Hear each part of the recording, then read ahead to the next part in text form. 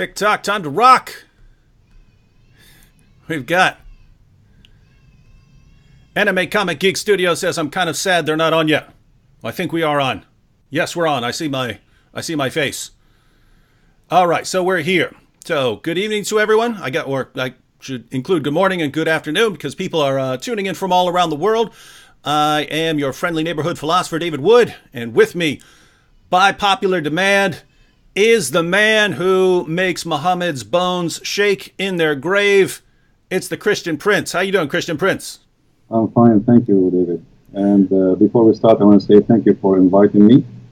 And I'm so glad to be, finally speaking to you and having all those who are, they wanted this to happen. It's happening.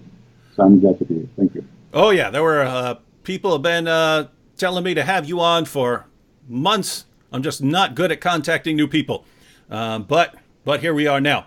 All right, so we're going to be taking some questions and comments from everyone in the chat here once we get going. But there may be people here who aren't familiar with you, aren't familiar with your work. So in order to help them get to know you a bit better, why don't you share a little bit about where you grew up, your background, and everyone who's watching, while he's doing that, be sure to wage jihad on that like button and share the link on social media. I am an Arab. I speak Arabic. Arabic is my first language. And I studied Islam. I have a degree in the Islamic law.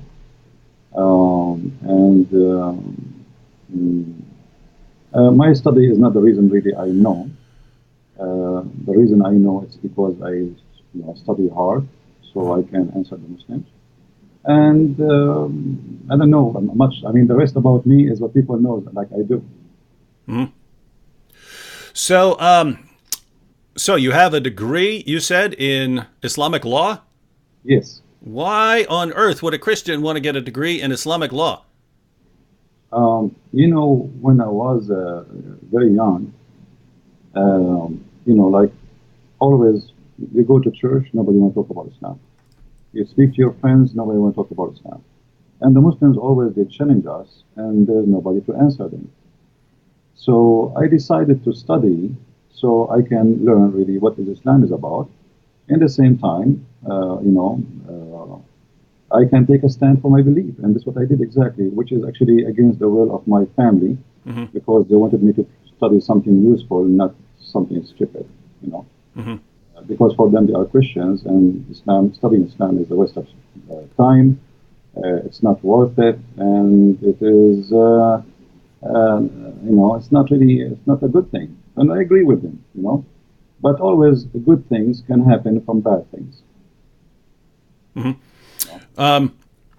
All right. Well, I wanted to ask you a couple questions about your approach. The kind of two issues here. I hear from Christians.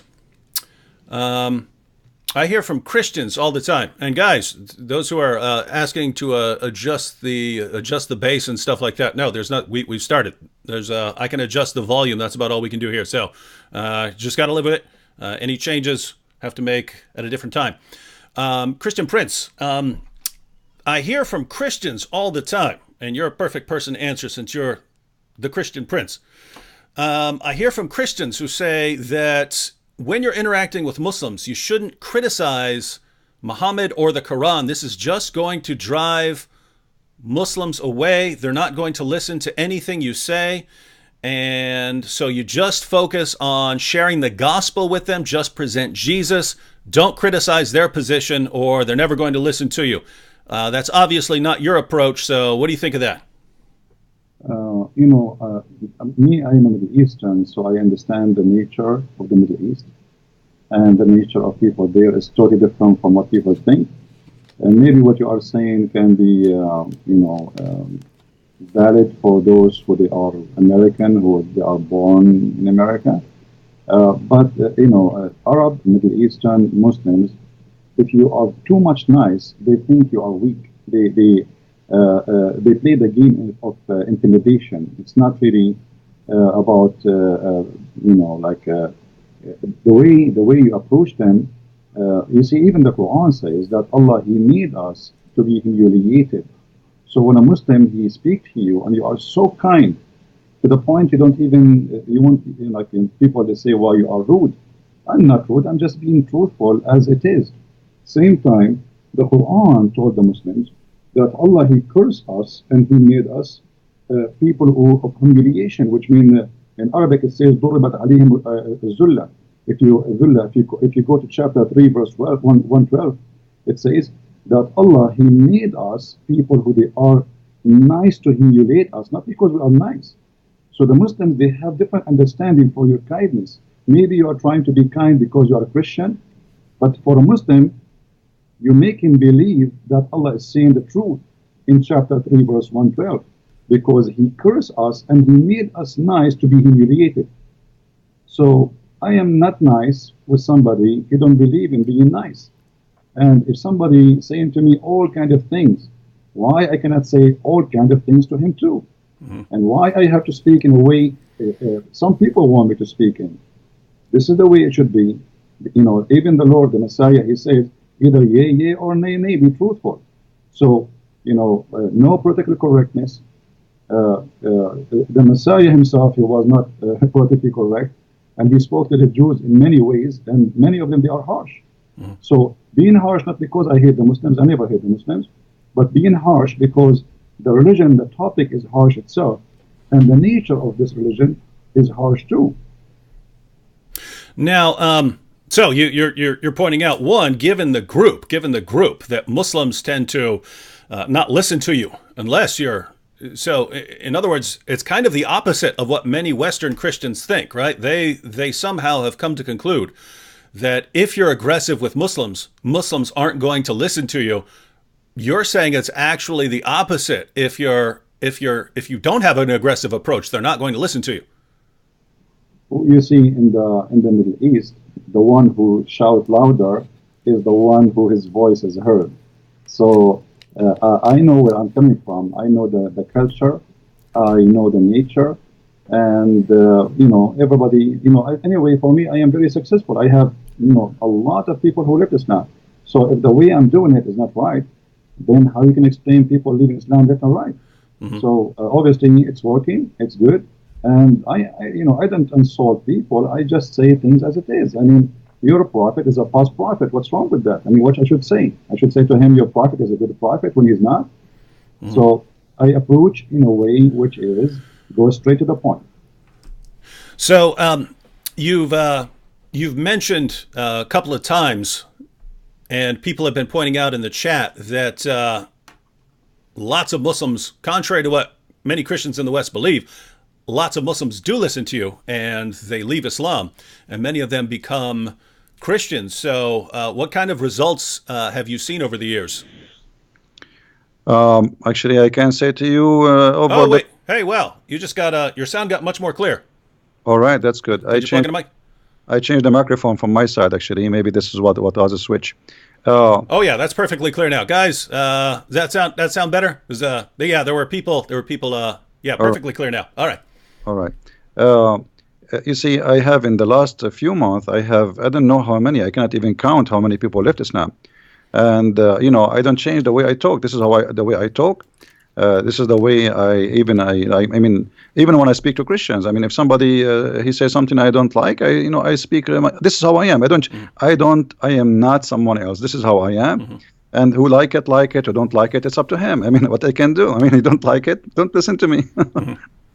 Yeah, and I have to say, it's especially when I think about people in the Middle East, right? Assyrians. The Copts in Egypt, the Christians in Pakistan. When I think what they have gone through historically due to Islam, if the biggest criticism you can say is, guys, you're being too harsh when you're criticizing this ideology that has been oppressing your people for centuries, that's kind of a as someone who lives in America, I just don't think it's my place to tell people who come from that sort of background how they should be talking about Islam. You see, David, you did just a few, maybe a month or 6 weeks ago, you debated a guy, his name is Mimi Hijab. And you saw how he was trying all his best just to humiliate and to insult, but not to debate. Yep. The reason, for him, you are too nice because you are not coming from the same background. For him, humiliation is a way of winning. It's not he may make fun, even though he is saying stupid things. Even though he said the most stupid things ever, which is against Islam. I mean, he not only he lost the debate, he looked like an idiot in the village. So yet he think by making fun, he is the winner. So this is a culture thing. This is a mentality. This is a mindset. If you don't understand them, you will not even able to go through their mind. They grow this way, and they think if you are kind, that's mean you are weak, and if you are very gentle and you are not rude, that's mean you don't you are afraid. This is how they see it. For me, I am from there. I know how to speak to them. Actually, this is why they don't want to get close to me. Yep. Yeah, and it's interesting. For that debate, they made me agree ahead of time that I would be very nice and not be insulting at all, and be very friendly the entire time. And so it seems they understand as well that if you can get the Christian debater to be nice the entire time, and the Muslim to be insulting, yes, there are Westerners who will watch that and think, oh, this, why is this guy being so insulting? But lots of Muslims, boy, they love it. Now, we're going to take some questions here in a minute. I had two questions just on the Arabic, since you're a native Arabic speaker. Not anything specific, but basically here's the idea. The main argument that the Quran gives for its divine inspiration is what I call the argument the argument from literary excellence, meaning that it's just so amazingly written that it has to come from God. But I read the Quran a lot, and I just think it's the most horrible book that I've ever read. I would literally rather read a phone book than read the Quran. I do read the Quran because, I have to interact with Muslims. But if I were just picking something that I want to read, I would actually pick a phone book before I would read the Quran. It's organized horribly. It jumps around from topic to topic. You can't make sense of anything it's saying. I mean, at least a phone book is organized. And all these calls for violence and so on. But I'm told by Muslims that this is only because I'm reading it in English. If I were to read it in Arabic, then I would see that it's clearly miraculous, the greatest book, so great that human beings couldn't have written it. So when you read the Quran in Arabic, how do you resist the power of the Quran to compel you to believe that it is the Word of God? The answer is from the Quran. If you go to chapter 8, verse number 31, the Arab, they were making fun of the Quran, saying this is the fairy tales of the elders. And if we wish, we can make even better than this. Everybody can go and read it. This is a book full of mistakes in Arabic, in a grammar, in a spelling, in a pronunciation. And, they fabricate tons of story. Here we go. We are the Arab Christian. Why we are not amazed? I mean, if Muhammad, he was able to make people to convert to Islam by just hearing the Quran, so why did they not convert? Why Muhammad, he went in war? Here we go. They are Arab in his time, and they were making fun of the Quran. So if you go in the Quran, you will find the word fairy tale mentioned 9 times. The Arab, they say to Muhammad, this is fairy tale and this is stupid. And then Muhammad, he says, well, it's stupid. Can you make something like it? And this is a stupid challenge. I mean, I'm just saying to you, this is stupid. You say to me, can you make some stupid like mine? So Muhammad, he did not succeed in the Arabic. The Arabic is a stupid language, the way he used it. And he was, the Arabic in the Quran is a crook Arabic, is not correct Arabic. And if you want to talk about a book of wisdom, I don't know if you can open chapter 24, verse number 61 and read to the audience. And they will be astonished about how stupid this book is. I mean, this is a God who speak and he teach and he squeeze his head and he send an angel with a message from thousands and millions of miles away. Remember where Allah, God knows where Allah is. And now he come to us to say to us, you can eat alone and you can eat in your home and you can eat with your sister and you can eat in the house of your mother. Anybody can read the verse, chapter 24, verse number 61. Want me to go ahead and read it for everyone? Go ahead. All right. So this is the greatest book ever written that can only be written by God, everyone. There is no blame on the blind man, nor is there blame on the lame, nor is there blame on the sick, nor on yourselves, that you eat from your houses, or your father's houses, or your mother's houses, or your brother's houses, or your sister's houses, or your paternal uncle's houses, or your paternal aunt's houses, or your maternal uncle's houses, or your maternal aunt's houses, or what you possess the keys of, or your friends' houses.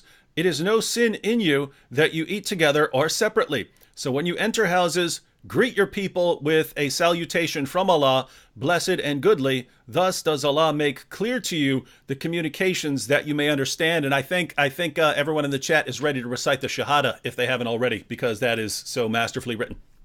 I mean, that's it. I mean, it's no sin on you, no sin. I mean, imagine he's saying no sin if you eat alone or if you eat with somebody else. I mean, this is madness, it's stupid. So he sent an angel of God, and he written in a book of wisdom to teach us to say, if you are blind, you can eat at home. Where the blind used to eat where before? I mean, in the time of Muhammad, there's no restaurants. Where do you want to eat? You are blind, you cannot walk, or you are sick, and even if you are not any of those, still you can eat at home. I mean, look at the news. So Muhammad, he came to us with something beyond intelligence. It's like super. And then he says to us, you can eat in the house of your mother. Finally, I want to call my mother and tell her, hey, mom, I can eat in your house. She will say to me, idiot, you are eating in my house all your life. So what is this about? This is silly. This is stupid.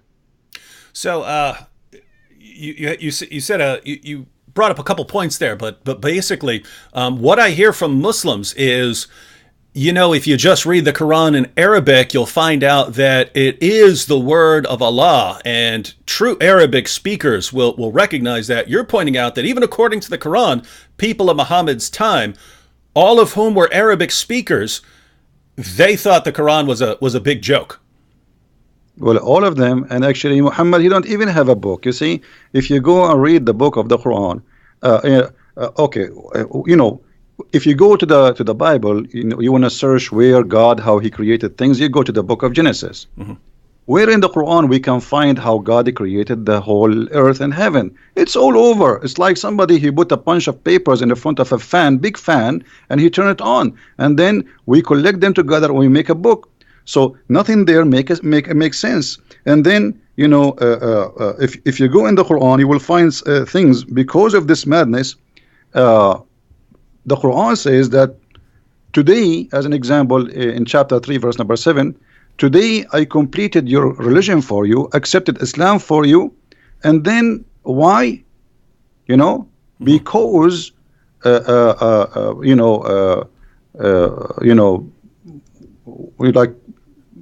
make you, you know, like not to eat pigs, not to eat pork. Mm-hmm. So when the Quran speak about religion, then we will find, you know, like, I mean, I don't know how to explain to you.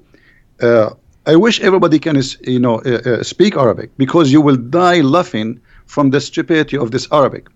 Mm-hmm.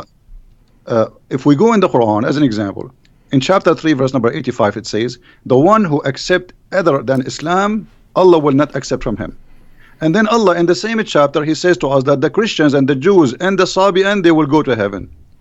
Then, but why you call them Christians and why you call them Sabian and why you call them Jews if they are Muslims? This is stupid. If you go to chapter 5, verse number 3, it says that Allah, he forbid for you, etc., etc., etc., etc. And then he said, today I completed my favor upon you and choosing Islam as religion for you. But this is the chapter 5, verse number 3. It is in the beginning of the Quran. This verse can be accurate if this is at the last verse in the Quran. Like Jesus in the cross says it's complete.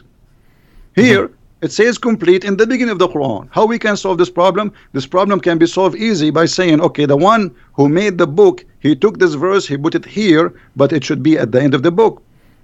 And yet the Muslims, they say to us that this is the book of Allah. If Muhammad said this verse in the beginning, that means all the chapter after chapter 5, verse number 3 are fabricated. Because he just said, I don't know if you can read it for us, David. Mm-hmm. Chapter 5, verse 3, if you can read it, so people, they can see. I mean, this is crazy. How he complete the religion for them, accepted Islam for them. I complete my favor upon you. Mm-hmm. Ready? Chapter 5, verse 3. Forbidden to you is that which dies of itself, and blood, and flesh of swine, and that on which any other name than that of Allah has been invoked, and the strangled, and that beaten to death, and that killed by a fall, and that killed by being smitten with the horn, and that which wild beasts have eaten, except what you slaughter, and what is sacrificed on stones set up for idols, and that you divide by the arrows, that is a transgression. This day have those who disbelieve despaired of your religion, so fear them not, and fear me. This day have I perfected for you your religion, and completed my favor on you, and chosen for you Islam as a religion. But whoever is compelled by hunger, not inclining willfully to sin, then surely Allah is forgiving, merciful. I'm sure there are here more people, even more people, ready to recite the Shahada after hearing that. So he completed his favor upon them by saying to them, you cannot eat pork. That's it. Islam is complete now. So all the chapters after, and here you notice, I don't know if you noticed with me, David, that in the same verse at the end it says, after all what he forbade, if you are hungry, still you can eat all of those, which means you can eat pork. Even pork you can eat. But then we find this is a contradiction for chapter 2, verse number 65. Isn't it Allah who cursed the Jews and he made them pigs and monkeys because they broke the Sabbath? Why they broke the Sabbath? Because they are hungry. Because Allah, he made this fish only appear in the Sabbath. So those people, if they are hungry, they are not allowed. But if the Muslims are hungry, they can eat pork. Yeah, I've never actually made a video on that one. I might have to knock out a video on on that contradiction there. One more question, then we'll turn it over to chat here. Along the same lines, one of the other things that Muslims say, because one of the main arguments that they give, thanks to Ahmed Deedat and Zakir Naik, is the amazing scientific insights of the Quran, that Muhammad knew things that no one at the time could have known and that weren't discovered until centuries later, and scientists are still marveling at the amazing scientific accuracy of the Quran even today. I sit here and I read the Quran and it looks like a scientific catastrophe. It looked like if you were to invent the most ridiculous picture of the universe that you could possibly come up with, that's what Muhammad believed about the universe. If you could come up with the silliest theories about human reproduction that you could possibly come up with, that's what Muhammad believed about human reproduction. But what I hear from my Muslim friends is, in the Arabic, you find that everything is correct, that it's amazing and has all these scientific insights. Since you read the sources in Arabic, would you agree with the Muslims that their sources are filled with amazing scientific insights that prove that Islam is true? The Quran is the most stupid book ever I saw all my life, and I challenge any Muslim to prove me wrong. The God of Islam even don't remember which one he created first, the trees or the stars. Have you ever heard of a maker? He says something in one verse, he said the opposite in different verse. The Quran do not know even how the baby is created. He says that the baby, he was a sperm and then he became a congealed blood, which is funny because the sperm was a sperm and then it became a congealed blood. Muhammad, he explained, and he says that the sperm stay inside the mother for 50 days. Have you ever heard of a science like this? But the Muslims, the problem is when the Muslims, they try to make the Quran as a scientific book, they fabricate the translation, they change the meaning to make it fit with science. As an example, when the Quran says Allah, he made the sperm into a congealed blood, the Muslims, they say in many translation, you were a sperm and then you became a clot. But this is not true. It doesn't say that. It says the sperm became a clot. If you go in Sahih al-Bukhari as an example, Muhammad, he says in hadith number 2644, he said that the semen remain in the womb of the women for 40 or 50 days, and this is authentic hadith. So this is the science of Muhammad claiming that semen can live for 50 days. Science says maximum 5 days. So that's the correct. Only mistake is only a 0. Yep. That is correct, by the way, ladies and gentlemen. In other words, if you go to your biology class and you ask your biology teacher or professor how long can a sperm survive, you'll hear maximum 5 to 7 days. Not so, according to Muhammad. So if you're a Muslim, you could spend a lot of time. You could spend a lot of time correcting your teachers and professors. All right, Christian Prince. We'll be talking more about the Muslim sources and what the Quran says. Wanted to ask you a little bit about. You seem to have a lot of problem with your videos getting taken down and things like that. There's a comment over here by Guy777 that'll kind of. I'll reply to this real quick and then get your comments because. There is an issue with censoring critics of Islam. Now, Guy777 here says, so I'm a Christian and got banned for criticism of Catholic doctrine, but you guys criticize Islam for a living. Why ban me? Well, no one's stopping you from talking about Catholic doctrine, Guy777. No one's stopping you from talking about Protestants, Orthodox, Catholics, anything. When we have a topic and we're going to be addressing something, if we're going to be discussing the interaction between Islam and Christianity, there always seems to be a small group of people who want to divert the discussion in the chat to something else, right? So flat earthers will show up and we'll start arguing, hey, everything is about flat earth. People will start bringing up political issues, and we're discussing a topic, right? We're discussing issues. And there are people who try to divert them. No one's stopping you from talking about those things, but go somewhere where they're discussing those things. If we're sitting here talking about, whether Muhammad's a prophet, and you're over in the comments section trying to prove that the earth is flat or something like that, no one's stopping you from doing that, but do it somewhere where that's actually the topic. So what you're asking is, why would you be banned for trying to divert the discussion over to what you want to talk about? I hope when you hear it like that, you can understand the answer, right? If everyone's over in the chat trying to divert the discussion to some other topics, then no one's actually paying attention. And what's the point of even having the discussion if no one's paying attention because they're talking about other things? So if you are diverting to any topic, and it doesn't matter what it is, it doesn't matter what you're trying to divert it to, then you're going to have to be blocked from this discussion for that. Keep in mind, guys, there's a difference between stopping your free speech and blocking you from a discussion that you're interrupting, right? In the United States, we have protected free speech. That doesn't mean you get to come into my room and scream in my ear all you want. You can't say, oh, I'm screaming in your ear in your house because it's freedom of speech. No, that's a separate issue, right? No one's going to stop you from stating your positions in certain places, in public, on the streets, in public parks, things like that. So no one's stopping you from saying your positions on YouTube, Facebook, out in the parks, wherever you want. This area, it's like our house, and we're inviting people to the house to have a discussion and thing, and you're coming in and trying to divert the discussion to what you want to talk about. No, you can't do it. So that's a different issue. Try again, but don't do that again, or I'm going to block you again. All right, so Christian Prince, with that said, what has been your experience of interacting with Islam on sites like YouTube, which have some sort of commitment to free speech, and they say everyone's welcome to pay their ideas. Now, why do your videos keep getting blocked and so on? Yeah. Before I go there, I want to answer this guy. He asked about the Catholic. First of all, the Quran in chapter 5, verse number 14 said, I will spread hatred and enmity between the Christians until the judgment day. And for me, when you do that, you are serving Allah. You are not criticizing anyone.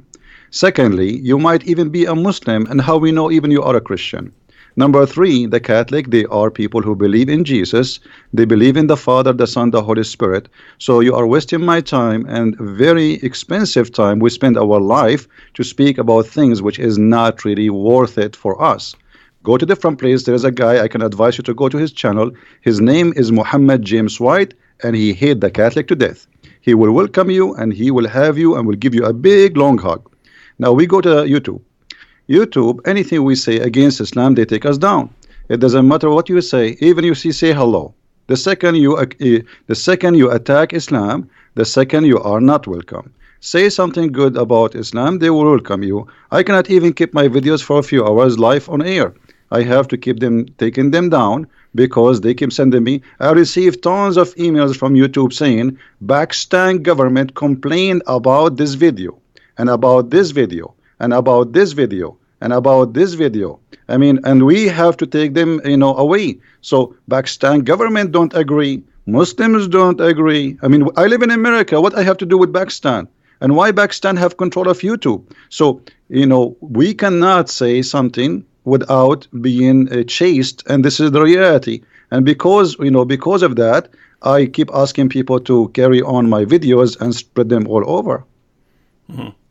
Yeah, and by the way, guys, I say the same thing, because there's really, every day when I wake up and I open my computer, I think, okay, I might open it up and it might say you've been banned from YouTube, just because of I get messages all the time from YouTube saying your video has been banned in Germany. This video has been banned in Pakistan. I get entire lists of videos that are blocked in Pakistan. So you just wonder when you're going to get up and a bunch of people false flagged a bunch of your videos again, and then you get banned from the platform. So it's a pretty rough position. By the way, the guy who just asked the question about Catholics, he said he thanked me for at least answering the question, and so hope that was. For the record, I like James White when James White is talking about the topics that James White is really awesome at. But there is a good point there. If you're interested in those kinds of discussions, James White's platforms deals with those, right? We just don't we're not dealing with that there. We're not dealing with the interactions of Catholicism and Protestantism and Orthodoxy. So we're going to continue here. We have here, I'm going to go through some of the questions over here. Someone says, can you please ask the Arabian prophet to explain the Egyptian saying Salli al-Nabi? Is that something you're familiar with? Yes, Salli al-Nabi, which means pray on the prophet, you know. And actually, this is something happened during the debate with Mimi Hijab, when he said to you, it's mean pray for, not pray to. Supposedly he fixed it, but the fact he make it blind. Allah wa malaikatahu yusalluna ala nabi. Allah and his angels, they are praying on the prophet. So salli ala nabi, it is a term which the Arab, they keep repeating based in the order of the Quran, where it says that every Muslim, every believer have to pray on the prophet. And even Allah himself, he prayed on the prophet and the angels, which means Muhammad become the center of the universe. Mm-hmm. So you're saying that this actually refers to prayer here. Absolutely, this is a prayer. I mean, like when you ask in your debate about the word salah, and they start making fun. I mean, show me one word in the Quran it doesn't say salah mean pray. Only in that verse they play with the translation, and suddenly the word salah become blessing. However, even if we switch pray to blessing, that would be stupid, because if Allah blessed Muhammad, why he need the blessing of an angel? And what it mean that the angels, they will ask Allah for more blessing? That is silly. I mean, that's it. Allah, he blessed him. It's like saying to me, save me, and I saved you, and you say, ask the angels to ask me to save you. Like, I saved you. I am the God. So if Allah is God and already he blessed Muhammad, so what the point of asking all those people to ask for a blessing? This is stupid. I mean, this is why I say Islam is like not 10-inch deep in the mud. It is beyond the mud experience. I mean, this is the extreme stupidity. They try to cover up by making a lie, but the lie make it more stupid. Mm-hmm. And that is their problem. We actually, this is apparently an important issue for lots of the people in the chat. So we had another one. Ask Christian Prince if Allah prays for or to. Now, if I understand, it's actually praise on, so you would have to interpret it as praise for or something like that. But also asking what salah means. Now, how about the word yusaluna and things like that? The Muslims come here pretty much every chat and they start saying that's different from the word salah. It's completely different word that has a different meaning. Is that correct? No, absolutely. This is false. If you go to chapter 2, verse 1 to 5, it says, وَاتَّخَذُوا مِن مَقَامَ إِبْرَاهِيمَ مُصَلَّى. Musalla is the place to pray. This is not salah, this is a noun now. If you go to chapter 3, verse number 39, it says, فَنَتَتْهُ الْمَلَائِكَ وَهُوَ قَائِمٌ يُصَلِّي. So the angels, they called him when he is standing, yusalli. go to that translation, you will see it says he's praying. And so the Quran is full of the verses saying that the word salah, if you go to chapter 4 verse 102, it says وَإِذَا كُنْتَ فِيهُمْ فَأَقِمْتَ الصَّلَاةِ. So if you are between them and you start the prayer. So salah is not a verb. It is when we say salah, it's a noun.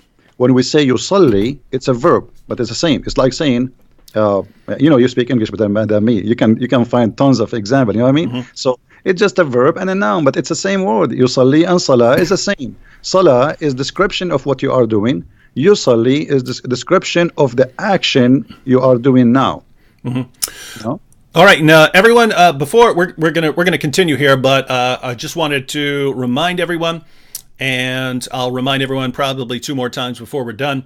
The links to Christian Prince's various platforms, those links are in the description box. So you have a link to his YouTube channel if you're not subscribed, link to his Facebook page, and also if you want to support him, there's a link to his Patreon page there. So I speak from experience when I say that when we try to dedicate a good portion of our lives to responding to Islam, to making videos, to having these kinds of discussions and so on, it takes up a lot of time, especially when you have to do studying and stuff to prepare for topics and so on.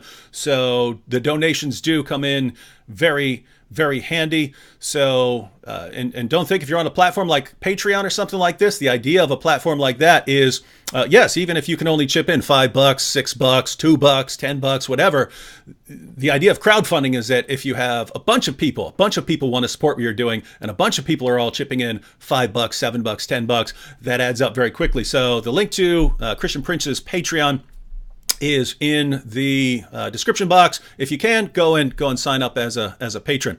Now, here's one I think I'll answer real quick, and then Christian Prince, you can add if you want to. Ahil here, we have a Muslim over here, and matter of fact, Ahil, if you have some questions for Christian Prince, we're happy to answer them. For some reason, he's talking about Koine Greek. He says Koine Greek is Pidgin Greek. LOL, LOL. Why did they not know how to speak proper Greek rather than classical Greek? LOL, LOL, broken Greek Bible. Now, this comment is so hilarious to anyone who is familiar with the Greek language. You ask, why didn't they know how to speak proper Greek rather than classical Greek? What are you talking about? Koine Greek is what people spoke. That was language. That was the language that they spoke. The classical Greek writers, they wrote in classical Greek, but if you're talking about the first century and the language that people spoke wherever you went, the language that had been spread thanks to Alexander the Great, Hellenizing much of the known world at that time, they spoke Koine Greek. So if you're writing your book, if you're writing the Bible, and you're writing it, what are you going to write in? Are you going to write in classical Greek, or are you going to write in what everyone speaks? That's Koine Greek. It's just a simpler form of Greek. So just so you know, hope that helps. Broken Greek Bible. David. What's up? This guy is talking about broken language. I mean, how he when Zakir Naik he speak, why he don't make fun of him when he speaks stupid Arabic and he do not know Arabic? Did that? And Zakir Naik, both of them don't speak Arabic. Brother Tita, there is the example. I will quote for you a verse from the Quran, and then he's speaking Arabic, and only Allah knows what he is saying. I cannot understand the word. I am an Arab. I have no idea what he's saying. So this idiot, he is trying to make fun of people who don't speak good Greek. We do not know who they are, but in the same time, he is reciting Quran to his God in a language he don't understand. The Greek, they recite the Greek. I do not need even to pray in a Greek, but you recite in the language nobody knows what it's meant. If I ask you what this word mean in the Quran now, he will say only Allah knows best. So shame on you to speak about languages. Even your God Allah in the Quran, his language is broken, and me and the Arab, we correct the Quran and we make fun of it. Christian Prince, there's a guy on YouTube. He does, his channel's called Vidu Vids, but he does an awesome Zakir Naik impression. But yours is better.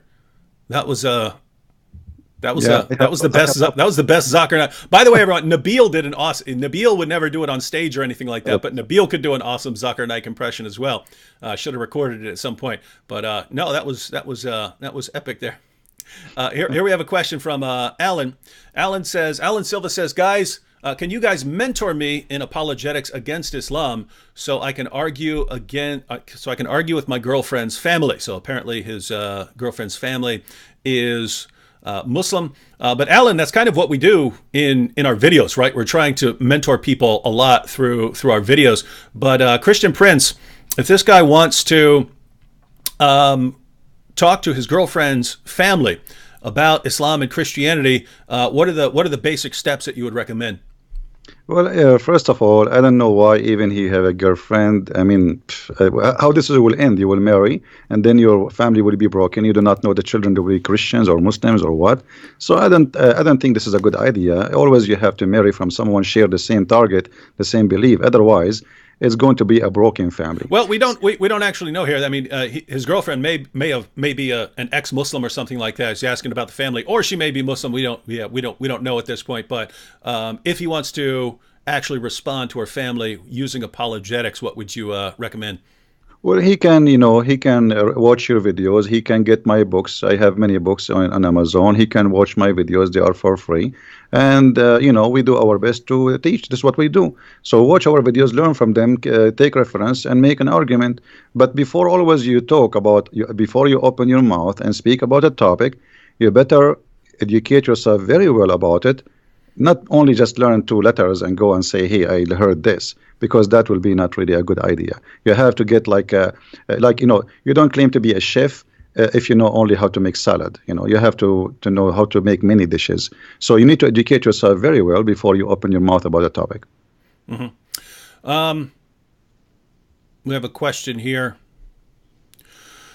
Why is the word Pharaoh used in the Quran as a proper name? It lacks the definite article, so it is the name of the Egyptian king from the era of Moses, not a title.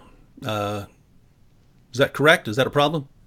Well, when the Quran says Pharaoh, and this is appear in more than 61 places, the Quran don't tell us who is Pharaoh, but it's talking about Pharaoh as a name, as this guy, his name is Pharaoh, which is wrong. Mm-hmm. Same time, there's many Pharaohs. Which one?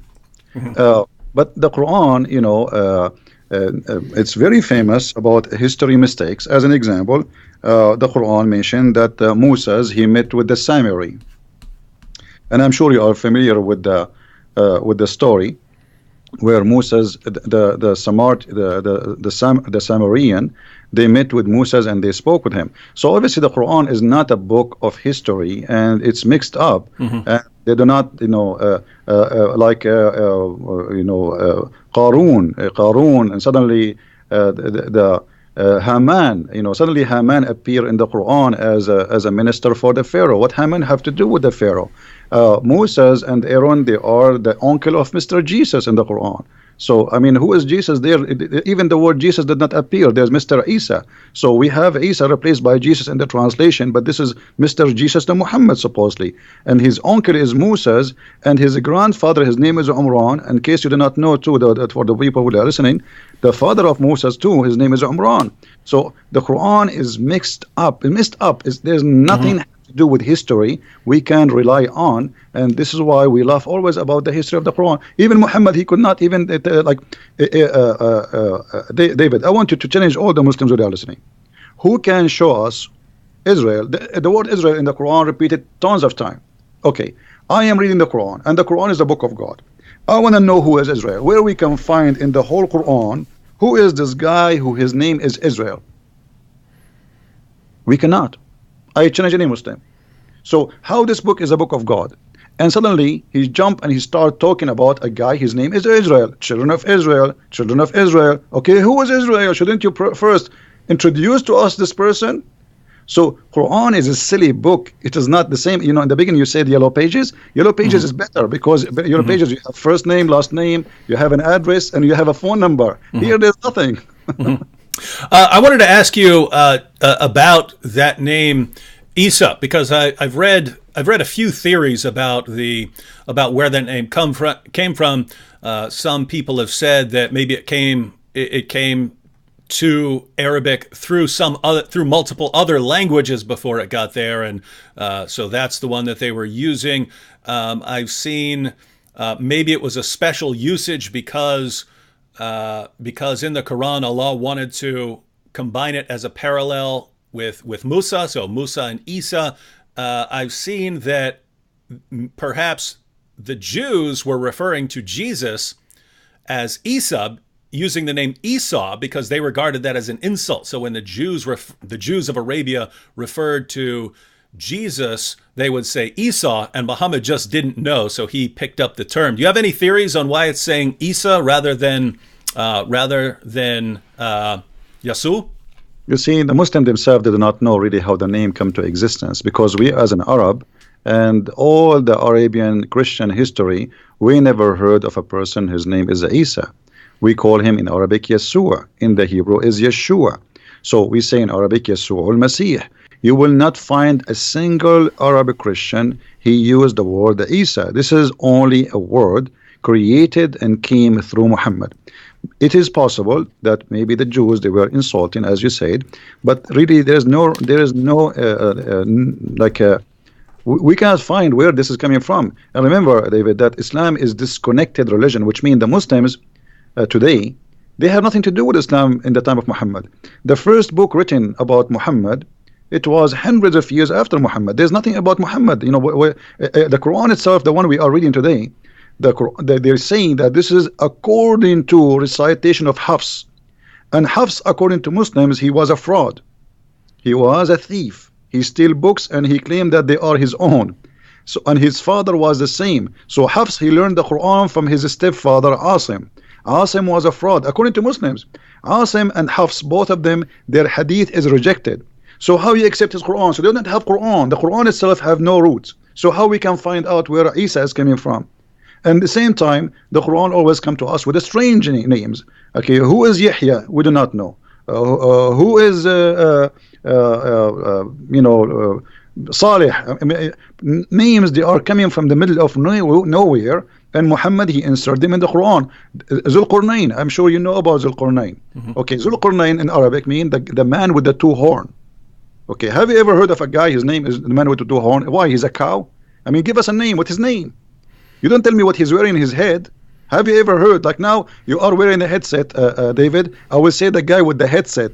And then a guy who come after 10,000 years, he will know, he will recognize David Wood because he was wearing a headset. This is stupid. So when you say the man with the two horns, shouldn't you tell us first what his name, where he was, which country, what language he speak? So this is a silly book, have no roots, and it's a collection of fairy tale stories. As we said, the Arab, they keep saying that to Muhammad. And Muhammad, he is just trying to make himself a prophet. And okay, they asked him, the Jews, they came to him, they said, okay, tell us about Zulqarnain.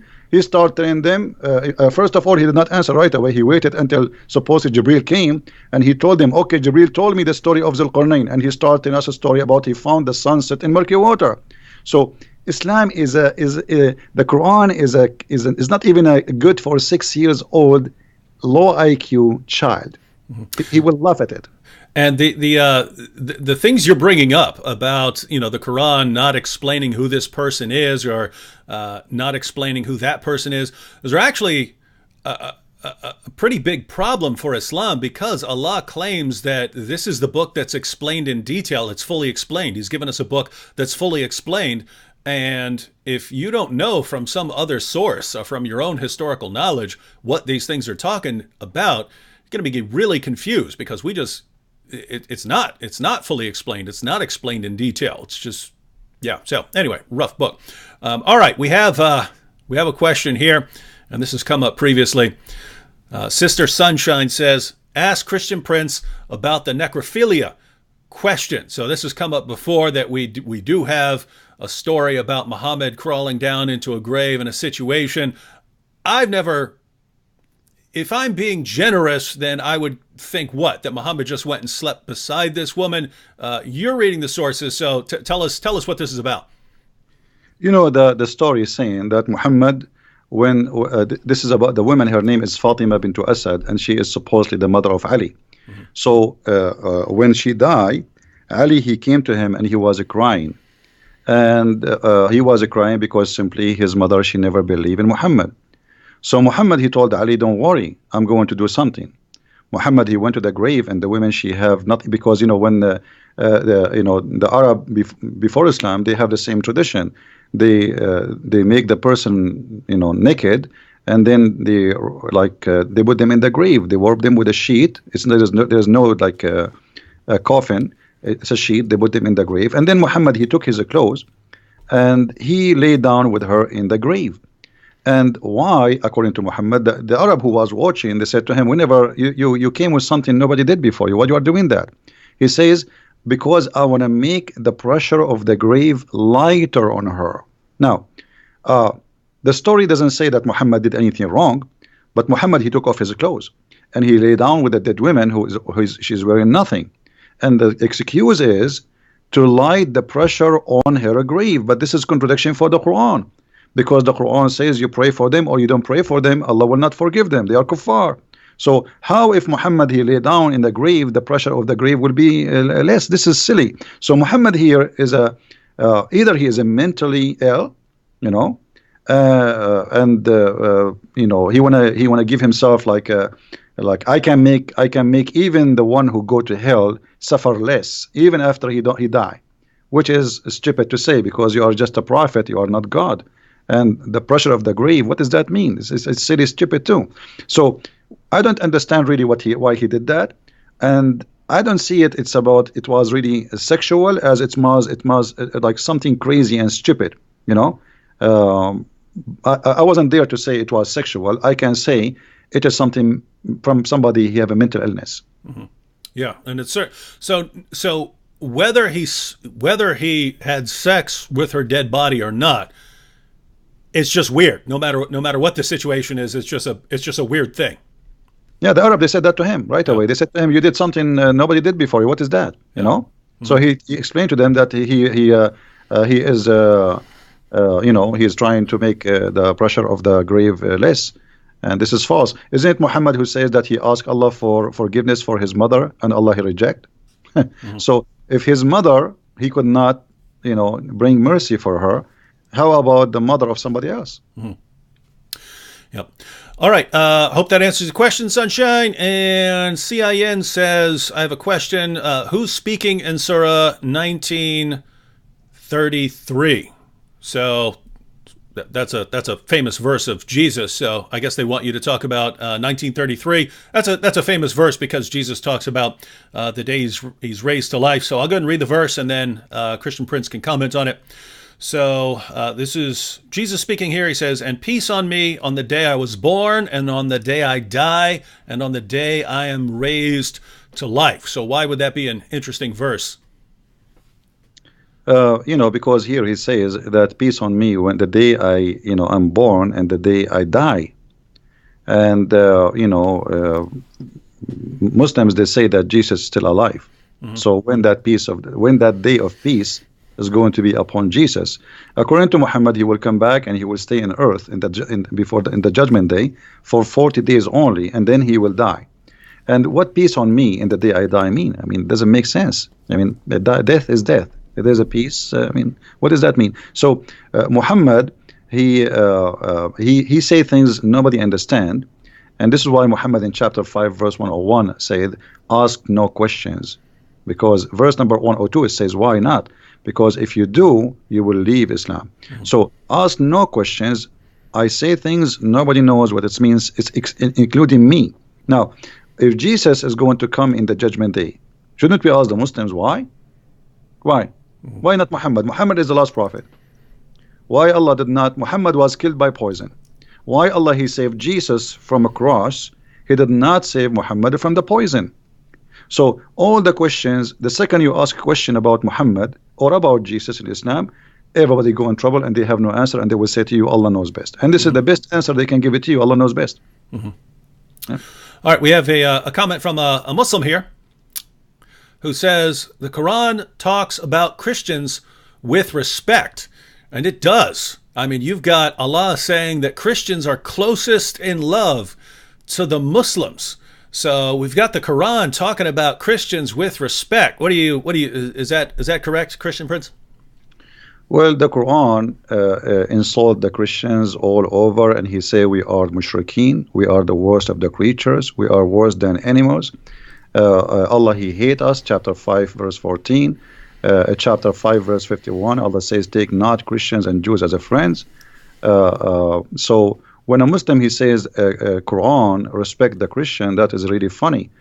So why Allah he will spread hate between us, and why we are the worst of the creatures?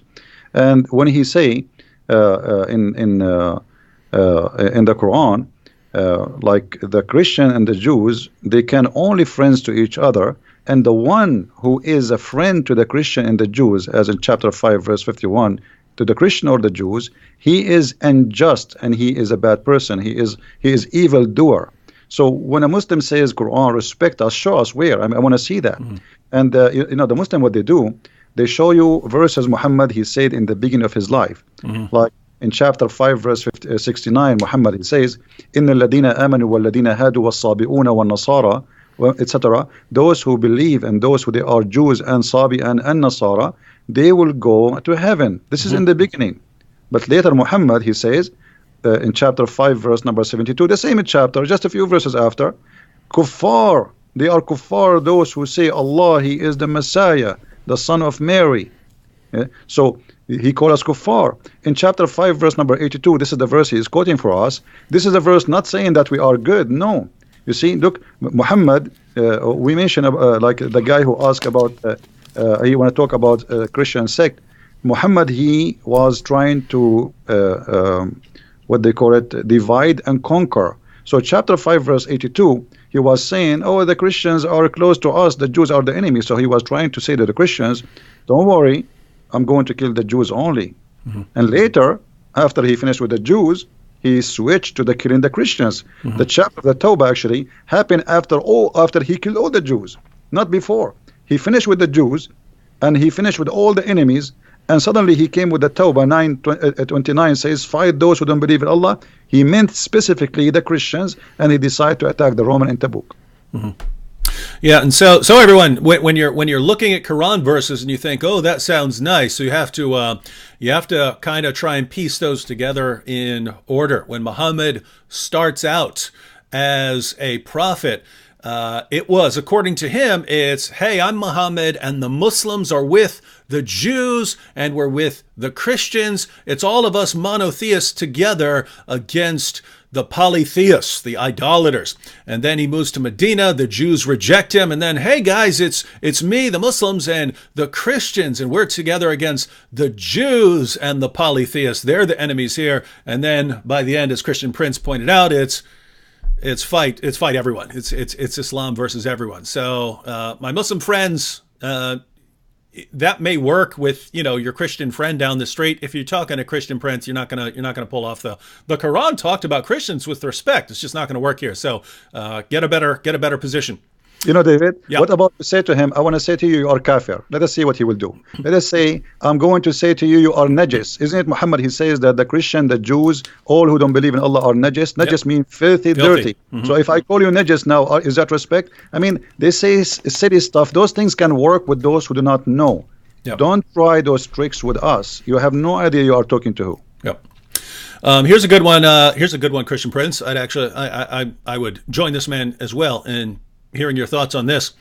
He says, Christian Prince, do you think that Muhammad received a satanic revelation and believed his message, or do you think he simply saw prophethood as a way to gain power and knowingly created a fabrication? So was Muhammad sincere, but he was deceived by evil spirits, or did he know what he was doing?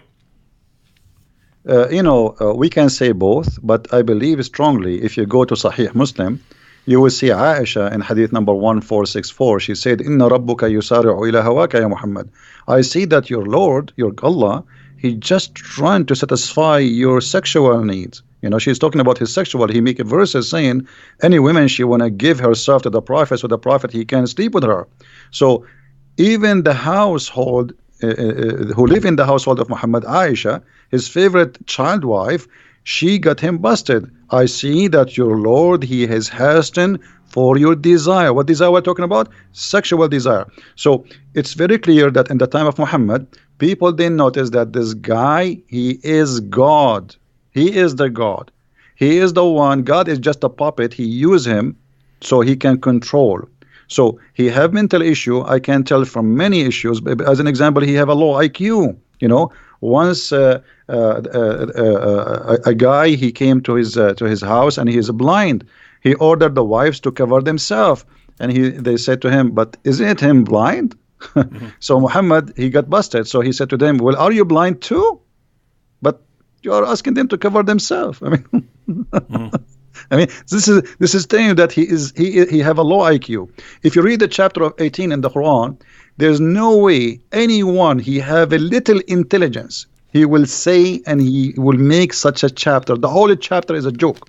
So Muhammad, he have a low IQ, but he can be fit for that time for those Bedouin who live in the desert. They are not educated, but he could not convince the educated Jews and Nasara in his time, and this is why they rejected him. Muhammad, he said, if I was able to convert 10 Jews only, the whole Jews will convert, which means he could not convert 10 Jews. You believe it? 10 Jews, he could not make them believe. All right, next question is from Jack Sparrow. He says, David, please ask Christian Prince, how does the Shahada sound before Muhammad? So there is a Shahada before Muhammad. So how does this sound? You know, first of all, the Shahada is something funny because, you know, the word Shahada in Arabic is witness. So how you can witness for something you did not see? And you will see that the Quran says that Allah himself, he says Shahada. So Shahid Allahu an la ilaha illahu wal malaika, chapter 3, verse number 18. So Allah himself, he says Shahada. Okay, Allah, he says Shahada to who? So the Shahada, I believe it was Muhammad, he is trying to enforce himself on people to agree that he's a prophet, and he wants them to declare it, otherwise you die. And then because if you declare it, people will hear it, and then there is no way to return. You will be rejected by your tribe, by your family, because you declare that you are following Muhammad. So Shahada, it was a way to sign in the army of Muhammad with the point of no return. Because there's two issues here, two risks. If you leave, Muhammad will kill you. And if you join your family, they will reject you. The Arab, the tribes, they will not like you no more because you join the gang of Muhammad. Muhammad is not really the Arab. They never saw him as a prophet. They saw him as a gang member. Like as an example, there's a hadith to speak about the word Sa'ariq. Muhammad, he said in Sunan Ibn Dawood, which is a Sahih hadith, he said, "Abshiru ya ma'shara Sa'ariq." For those who speak Arabic, they knew what Sa'ariq mean. Sa'ariq mean the outlaw, like, you know, when you speak about a bunch of criminals who they are running away in the wood, for they are wanted for raping, killing. So Sa'ariq are a group of people who they are rejected by their tribes, not from one tribe. And then they live in the desert, and then they make a gang together and they attack the people who travel, became pirate. So Muhammad, he called his own people Sa'ariq, which is an insult. Like if you say to anyone now in Arabic, you are a Sa'luq, he will kill you. So how Muhammad, he says to the Muslim, Abshiru ya ma'shara Sa'ariq. The Muslim, they translate that in the hadith, they say a group of poor immigrants. That's a lie. Sa'ariq is not a poor immigrant. It is the criminals who they are rejected from their families for crimes they did. Wow. Interesting. All right. Next one. This is from Bram. He says, talk about the crucifixion of Jesus in Islam, Surah 4, verse 157. So what's your take on that? There are multiple takes on this as far as, even according to Muslims over the years, whether this is saying that Jesus wasn't crucified or whether this is simply saying that he wasn't killed by the Jews, or whether it's saying that, even though he was killed, you weren't the ones that killed them. So what's your take on Surah? So just so everyone knows, Surah 4, verse 157, this is where we have that the Jews are boasting that they killed Christ Jesus. And the Quran says, but they killed him not, nor did they crucify him, but so it was made to appear to them. What's your take on that, Christian Prince? Well, this is a very important verse. I advise the Christians to learn carefully and listen carefully for the answer. This verse confirms something very important. Number one, that the Jews, they confirm their killing to Jesus. Number two, Allah saying that they killed Jesus, but the fake Jesus, which mean the Bible is telling us a true story. Because if I am witnessing a crucifixion of someone, Allah, He made him look exactly like Jesus. And then John and Peter and all the disciples of Jesus, they witness that we witness the death and the crucifixion of Jesus. The Quran saying Allah, He made him look like Jesus. So the Christian, the apostle of Jesus, they witness for the truth, for what they saw. Which mean the Bible is saying the truth, because a true witness is the one who say what he saw, not what somebody else after 600 years will say to us. I saw this, I write this. This is honesty. So the Quran confirm that what is written in the Christian book is absolutely correct. That they witnessed and they saw Jesus being crucified. And then Allah, He sent after 600 years someone to say, it was not Jesus, this is a child, this, and this is stupid. But by this, the Quran confirmed that our story is a true story. And now Muslims, you tell me how they can confirm somebody, he never witnessed Jesus, he never spoke to Jesus, he don't even know the language of Jesus, he don't even know the name of Jesus. And yet he can tell us what happened to Jesus. Why? Because he have somebody came to him and he squeezed him 3 times like a mayonnaise, and he told him that, oh, they did not kill the Messiah, it was someone looked like him. All right, I assume this comment is a joke, but on the slim chance that it's not, I'm going to go and post it. YS says, hello, I want to donate $1 million right now. Is it possible to send $1 million as a donation? Let me know so I can do it now. Well, if you're talking about to Christian Prince here, well, I don't know if you can send a donation that big, but no, I don't want $1 million. I don't want it, David. Give it to David. Okay, so if you want to, you can divide it up. You can give half. Go to Christian Prince's. Just go to Christian Prince's Patreon page. The link is in the description box. You can give him whatever you want. You can find my info if you want. Back to this comment from a Muslim. He says, "I have no problem with Christians as a Muslim." Well, my take would be that that's great that you don't have a problem with Christians as a Muslim. But my understanding is that Allah has a problem with us, and Muhammad had a problem with us. And because Allah and Muhammad had a problem with us, and the rightly guided caliphs had a problem with us, and 14 centuries worth of Muslim scholars have had a problem with us, that there's still a problem with us. So, Christian Prince, how would you respond to a Muslim who says he has no problem with us? How he say, I'm a Muslim and I have no problem with the Christians? That means you are a hypocrite. Because if you are a Muslim, you believe in the book of Allah, and the book of Allah says in chapter 5, verse 51, take not Christians and Jews as a friends. Even the Quran in chapter 9, verse 23 says you cannot even take your father and your brother from your blood as a friend. So either you are a hypocrite, playing taqiyya on us, think that we are a bunch of fools who do not know your book, or you yourself, you have no idea what Islam is about. You are just born of a Muslim family. Your name is Muhammad, and you think you are a Muslim. Choose one. Which one is you? I don't know. Yeah, I have to say, to the Muslims who are watching and thinking, hey, I get along with Christians. I get along with everyone. I don't have any problem with them. Look, it's great that most Muslims live better lives than their religion commands them to live. And it's great that most Muslims live better lives than their prophet lived. But we're not talking about nice Muslims who just don't follow Muhammad's teachings. We're talking about what the Muslim sources say. So even though you have no problem with us, again, your God definitely has a problem with us, and your prophet definitely had a problem with us, and that's why followers of your God and your prophet have been killing Christians and lots of other people for a very long time. Wait a minute. Wait. Now, the same guy, Christian Prince, I scrolled down to his next comment to see what he was going to say. But it's the same guy said he has no problem with Christians. And he says, but I just asked Christians not to call Jesus God. So he's saying he has no problem with us. Just don't call Jesus God. And what if we call Jesus God, what will happen? What next? What he would do? Yeah. What's the plan there? He would do jihad? Yeah. Oh, actually, I should have put a link, and I will after this show. First and last here said, Christian Prince has books available on Amazon. Be sure to check them out as they are filled with invaluable information. I'll add those to the description box after the show. So if you're watching this in a replay afterwards, the links will be there. But Christian Prince, why don't you tell us about the books that you've written? Well, my books is actually, the Muslims, they say to me, well, if you are a person who know a lot, how come we never heard of a book you have? So I said, okay, I'm going to give you books. So I start writing books.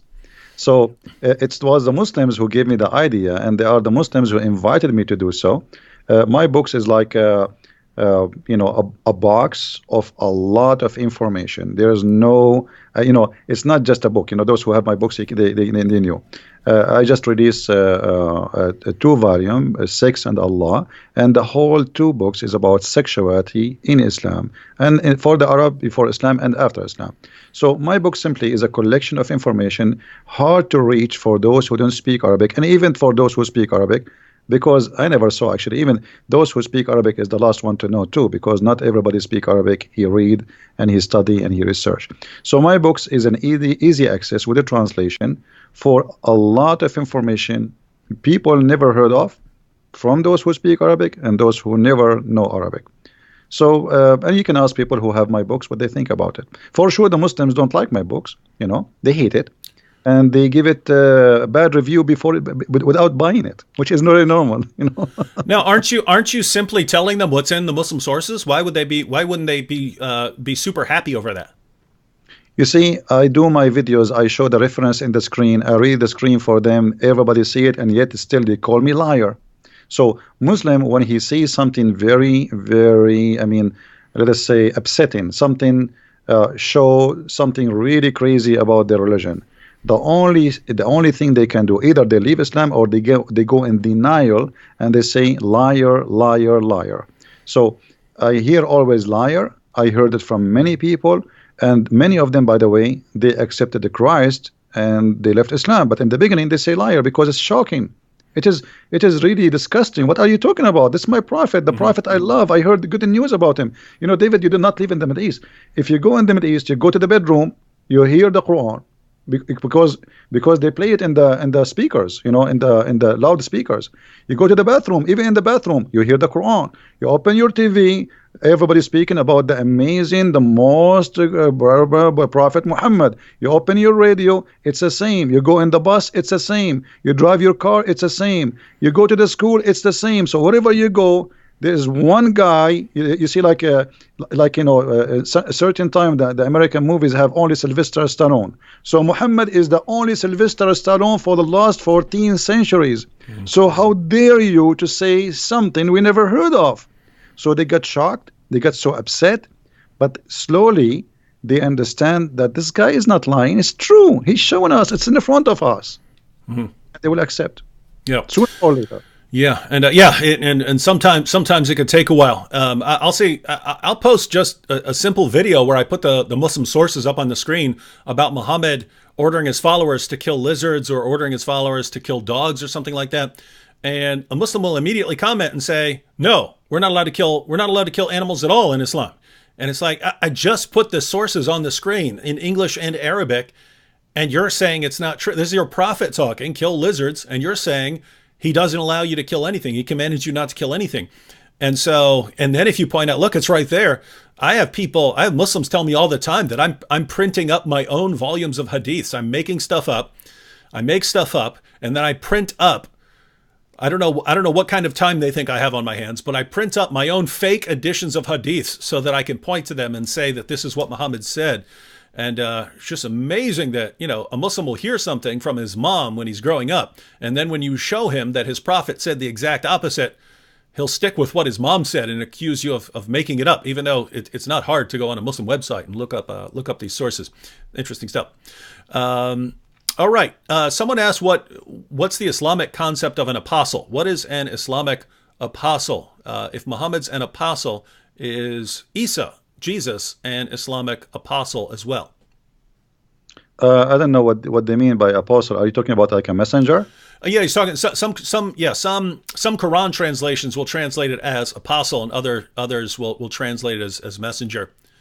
Yeah, well, there's no, like, apostle should not really appear as a translation. It should come out as either as a nabi, which means a prophet, or a messenger. Because Muslims, they make a differentiation between a prophet and the messenger, which is very silly too. Because how you can be a messenger but not a prophet? The second you deliver a message from God, that is a prophecy from God. And God himself is the first prophet, because the true prophet is God. He is the one who prophesies about the future, and the rest, they carry the prophecy. So Muslims, they have a very funny understanding that there's a messenger and there's a prophet, and Muhammad is both of them. He's a messenger and he is a prophet in the same time. But here, David, maybe you can ask the Muslims who they are in the crowd, can somebody give us a prophecy of the prophet Muhammad in the Quran? Like what? What about the war between the Romans and the Persians? What do you think of that? If you go in the hadith, I just made a video about it a few days ago. Oh yeah, oh that's cool. It says that this hadith, this verse was revealed after they won, not before. So Muhammad he said that verse after the Roman they won the war. Secondly, if you go and study, let us go first to the hadith. Just let me get the reference. And this is Sahih. Okay, let me give you the link. David, maybe you can read it there. Is that okay? I'll give it to you in Skype. Maybe you can open it, and you can read it better than me. So you can have the reference, or for people who can read it. It says clearly there that when the Roman they became victorious, this verse came. Oh, I got it. All right. So, yep, this is Sahih, Jami at-Tirmidhi. Abu Sa'id narrated, on the day of Badr, the Romans had a victory over the Persians. So the believers were pleased with that. Then the following was revealed. The Romans have been defeated, up to his saying, the believers will rejoice with the help of Allah. He said, so the believers were happy with the victory of the Romans over the Persians. So how this can be a prophecy? The verse came after they won the war. How this can be a prophecy? This is stupid. I mean, right? That's what it says. So they won, the Roman they won, and Muhammad, he said the Roman they were victorious. So what is the prophecy?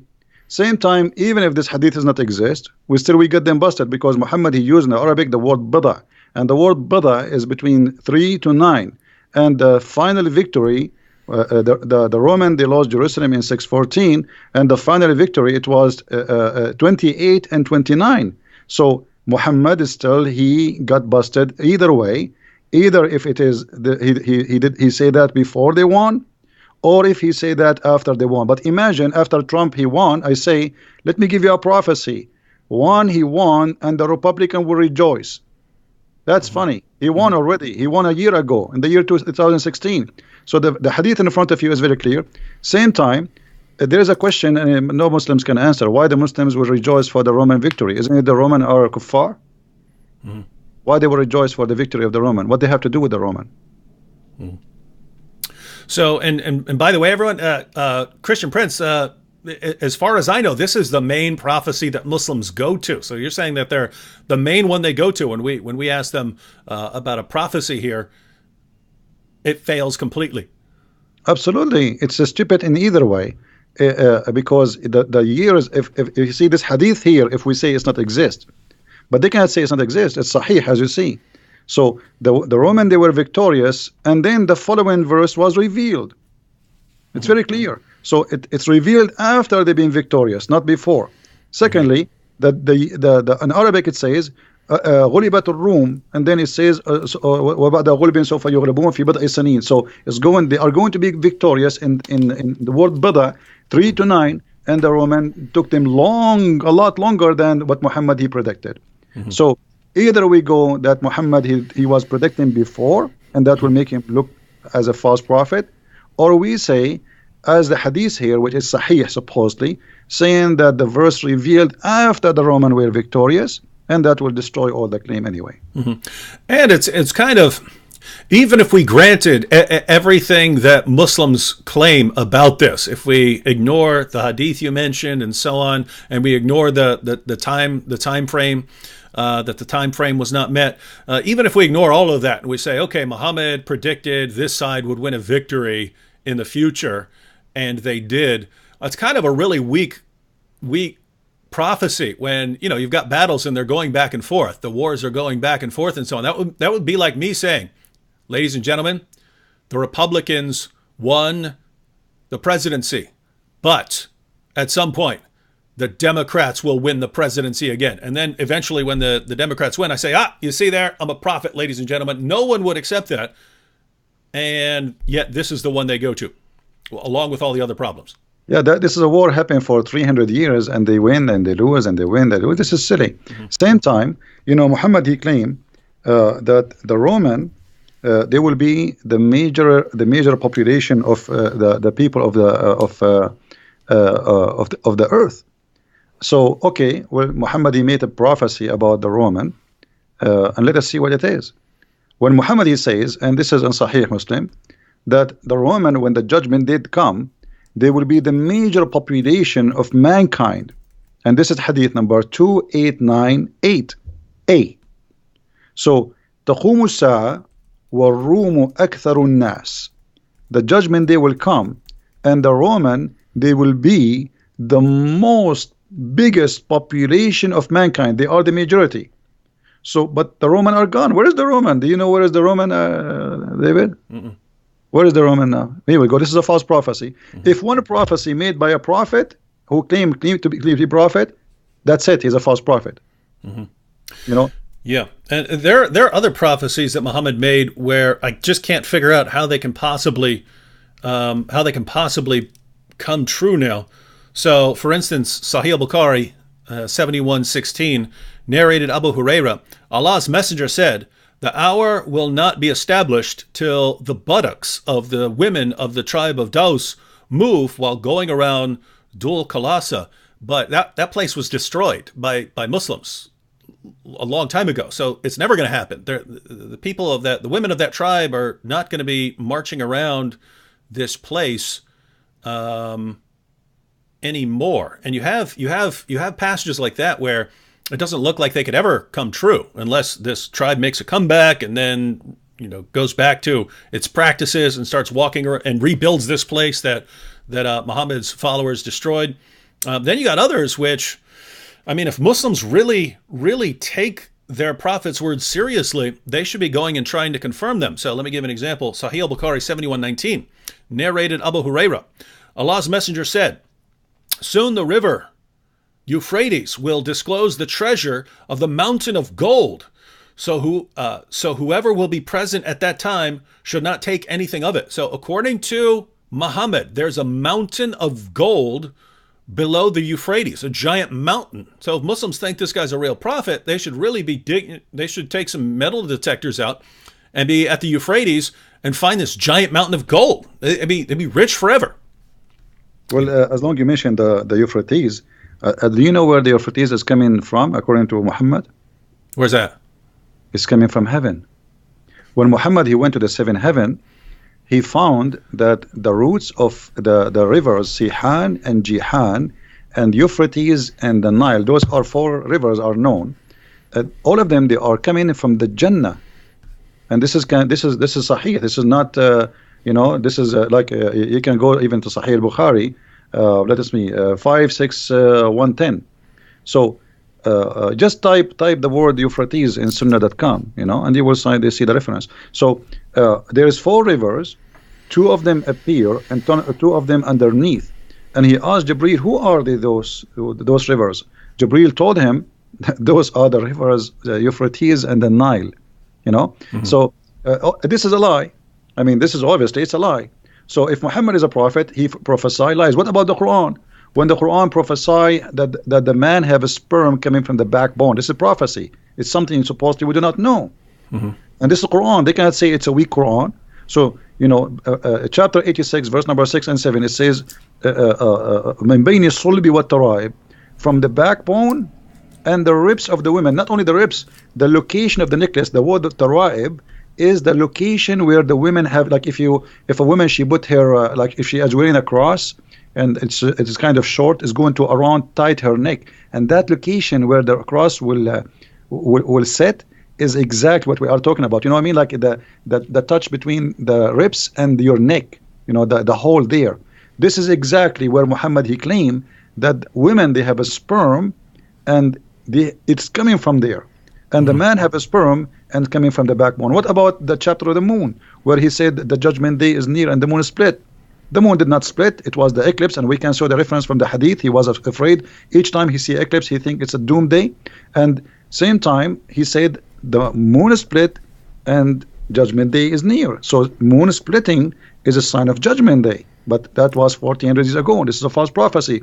We can go you know, over and over. All the Quran is full of crazy stuff. One lie will make you be called a liar.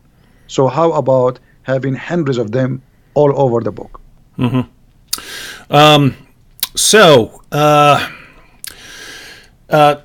Wanted to bring up something to you because you mentioned it earlier that the Quran is affirming what happened with Jesus in the Christian position. Sam Shamoun and I use a lot what we call the Islamic dilemma that the Quran affirms, and I'm bringing this up because I scrolled past a comment. I could go back and find it, but someone was saying that the position of the Quran is that it's the verse from Surah 2 where it says that it's talking about the Jews, and it says, woe to those who write the book with their own hand and so on. But what is the Quran's position on the previous scriptures, the Torah and the Gospel? Because every Muslim that you ever run into pretty much believes that the position of the Quran is that Allah revealed the Torah and the Gospel. They were corrupted by Jews and Christians, and that's why Allah sent the Quran to basically give us an uncorrupted revelation. What do you think is the actual position of the Quran? In other words, if you just read the Quran beginning to end, what would you believe about the scriptures of the Jews and Christians? Okay, if we go in the Quran, David, how many times we hear the Quran keep saying the people of the book? A bunch. A lot, right? Okay. So let me ask you, and you know, I there is something I notice about you, that you are very really, I can say you are sharp. You know, you are smart. Can you call me an Arab? Yep. When I'm not? No. You cannot. So can you call me an Indian if I am not? No. So when you call me the people of the book, it's mean they have a book. So how they are called people of the book in the time of Muhammad, and we are called people of the book today, yet we don't have a book according to the Muslims. This is how silly this religion is. It's like saying to you the guy with the car, but he don't have a car. It's like saying to you the guy who have hair, but he don't have a hair. So this is how silly. Same time, the Quran full of verses speaking about the Quran confirming what is with us, and you mentioned, you know, confirming what is with them. As an example, chapter 2, verse number 89, it says, وَلَمَّا جَاءَهُمْ كِتَابٌ مِنْ عِنْدِ اللَّهِ مُصَدِّقًا لِمَا مَعَهُمْ, approving, confirming, believing in what is with them, not before them. So, and chapter 2, verse number 91, same. Chapter 2, verse 101, it says the same. Chapter 2, verse number 213, it says the same. So, you know, all over the Quran, we find the same reference. But the Muslims, they cannot find really anything. It says that the Bible is corrupt. You see, the Muslim, they says, the Quran says, يُحَرِّفُونَ الْكَلُمْ عَنْ مَوَاضِعُهُ. What does that mean? You go to the interpretation, they say they change the meaning of it. This is their scholars, not me. It doesn't say they are corrupting the book. It says they change the interpretation of it. And that actually was, if you remember the story where Muhammad, he took an oath on the Torah. You remember? Okay. A Jewish guy, he put his finger over the word stone. Okay? Stone them, the punishment of stoning. So this is what is this is what the verse is talking about. But this is how that can be corruption. You know? The corruption supposedly here happened because the guy, he tried to hide the word in the Torah. And if it is corrupted, and Muhammad, he knew the book is corrupted, Where is the hadith where Muhammad he says the Quran, the Bible is corrupted? I want to see it. Same time, the Quran never says, what they are claiming to be, and even their scholars don't agree with them, because how in one verse you says you approve what is with them, in the other verse he says they are corrupting, but they are corrupting the word. Same time, يحرفون عن مواضعه, which means changing the location. If you go to chapter 5 verse number 41, maybe you can read it for people there. I will give you like a little bit of time to find it. In chapter 5 verse number 41, it says that corruption here is a change in the location of the words from its location. Does it say that, David? So 541, O Messenger Muhammad, let not those who hurry to fall into disbelief grieve you, of such who say we believe with their mouths, but their hearts have no faith. And of the Jews are men who listen much and eagerly to lies, listen to others who have not come to you. They change the words from their places. Okay, so the corruption here is not taking the verses, is changing the words from their places. All right. Now, if this is corruption, that means the whole Quran is corrupt. Because a chapter of, we just mentioned how the Quran says, today I completed your religion for you, right? The Muslims, they agree that the first chapter was given to Muhammad is now number 96. So if it changing the words from its place will make corruption, that means the Quran is the first one to be called corrupt book, because the whole Quran is messed up. This is not how Muhammad received the Quran, even according to Muslims. So here, there's nowhere it says that they took the verses out of the Bible. All it says, يُحَرِّفُونَ الْكَلُمْ مِنْ بَعْدِ مَوَاضِعِهِ. Some of it, but if you go to the interpretation, it says that they change the meaning. They do not really take it, not literally, they change it from its... and this is the story about the Jewish guy who put his hand over the verse where it says stoning to death. Yeah, and just so everyone read that entire passage, everyone.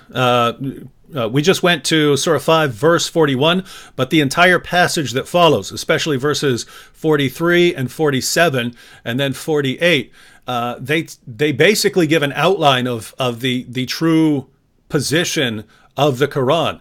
So when the Jews come up to Muhammad to settle a dispute, Allah gives the response in verse 43 that they don't need you, Muhammad. They don't need you, Muhammad, because they've got the Torah. And if they don't judge by the Torah, then they're in trouble.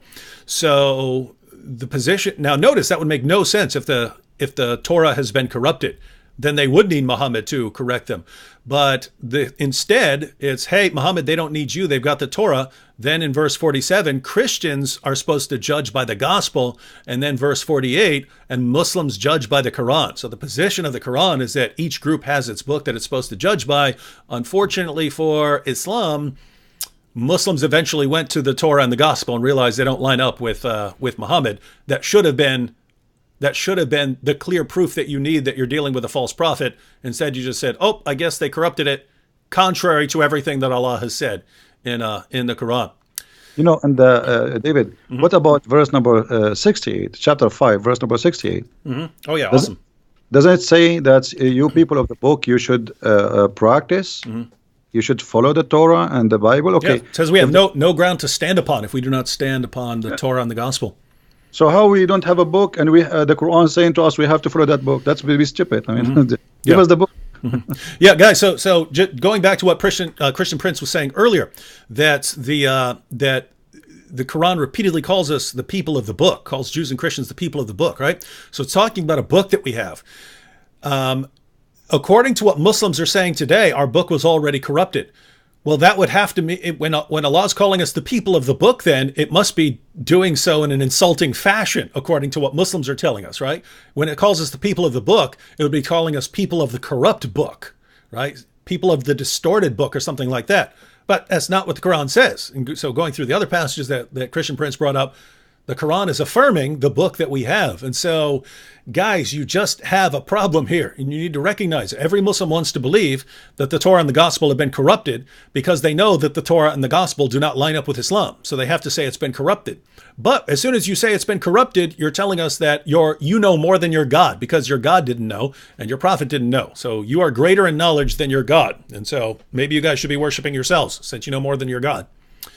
You know, David, why the Muslims don't tell us why Allah he wrote the whole Torah to Moses in his hand? The Muslims don't believe in the Ten Commandments alone.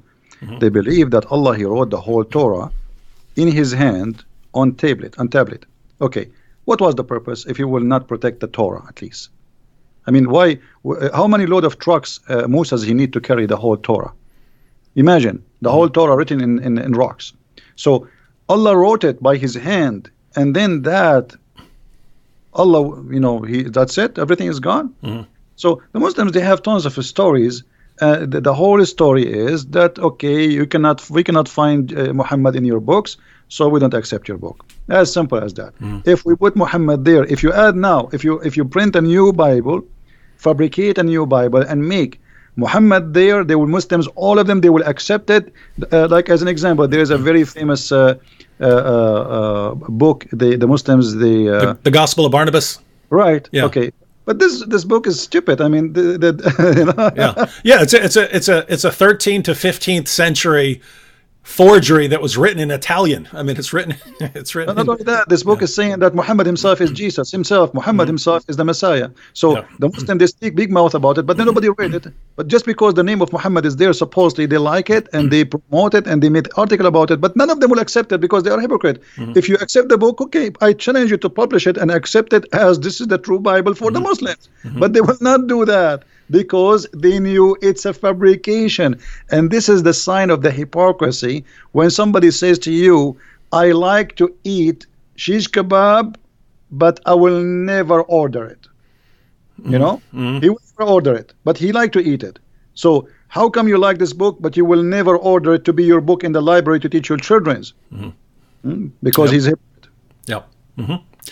All right, so we've got about, we want to cut off by 10 o'clock, so we got about 20 minutes left. Here's a good question from the apostate prophet. You know the apostate prophet, Christian Prince? Yes. Yes. The apostate prophet says, could it be, so he's going back to the crucifixion of Jesus. Actually, he probably posted it back when I'm way behind on comments. I'm only like halfway scrolled through the comments. But he said, so this is probably when we were talking about the crucifixion earlier. He said, could it be that Islam's assertion that Jesus didn't die is a poor appeasement of local Christian heretics that believed in something similar, e.g., only his body died? Greetings and respect to you both. So just so everyone knows, there were certain heretical Christian groups who had different beliefs about Jesus, that he didn't really have a body, things like that. So do you think this could be Muhammad being influenced by or trying to appease some local heretical Christians in Surah 4, verse 157? Yeah, there is some books is rejected where it's speaking that the Messiah, for he is a son of God, there is no way the Father will let him be tortured. So it most likely this one was on the cross. God, he made the body of a person who looked like Jesus, but this is not Jesus. And obviously Muhammad, he carry on with that fallacy. So it's possible, but we cannot really confirm 100%. But there is people who they believe that Jesus, because he's son of God, well, there's no way that God, his father, they will let him be tortured. And actually, once a Muslim, an Egyptian Muslim, he said to me, well, you know what? If Jesus is the son of God, then his father will save him. I said, okay, well, if this is your logic, that's good. Because that means Jesus, son of God in Islam. He said, how? He said, you just told me, if Jesus is son of God, his father will save him. He said, yeah. I said, okay, didn't Allah save him in Islam? So, yeah, Muhammad, obviously, he have nothing of his own pocket. Nothing about Christianity, nothing about Judaism. He is a person who copy, but he have a bad ears, to the point even he cannot pronounce names correctly. So Amran became Umran. You know, all the names, he got them wrong. So Muhammad, he cannot be a person who is making things as much he is copying, especially when it's come to Christianity and Judaism. And even the stories of, like, as an example, you know the chapter in 18 is speaking about the 7 sleepers. But this is a story written hundreds of years before Muhammad, and it's a fiction story. Yep. So how Muhammad put it in the Quran?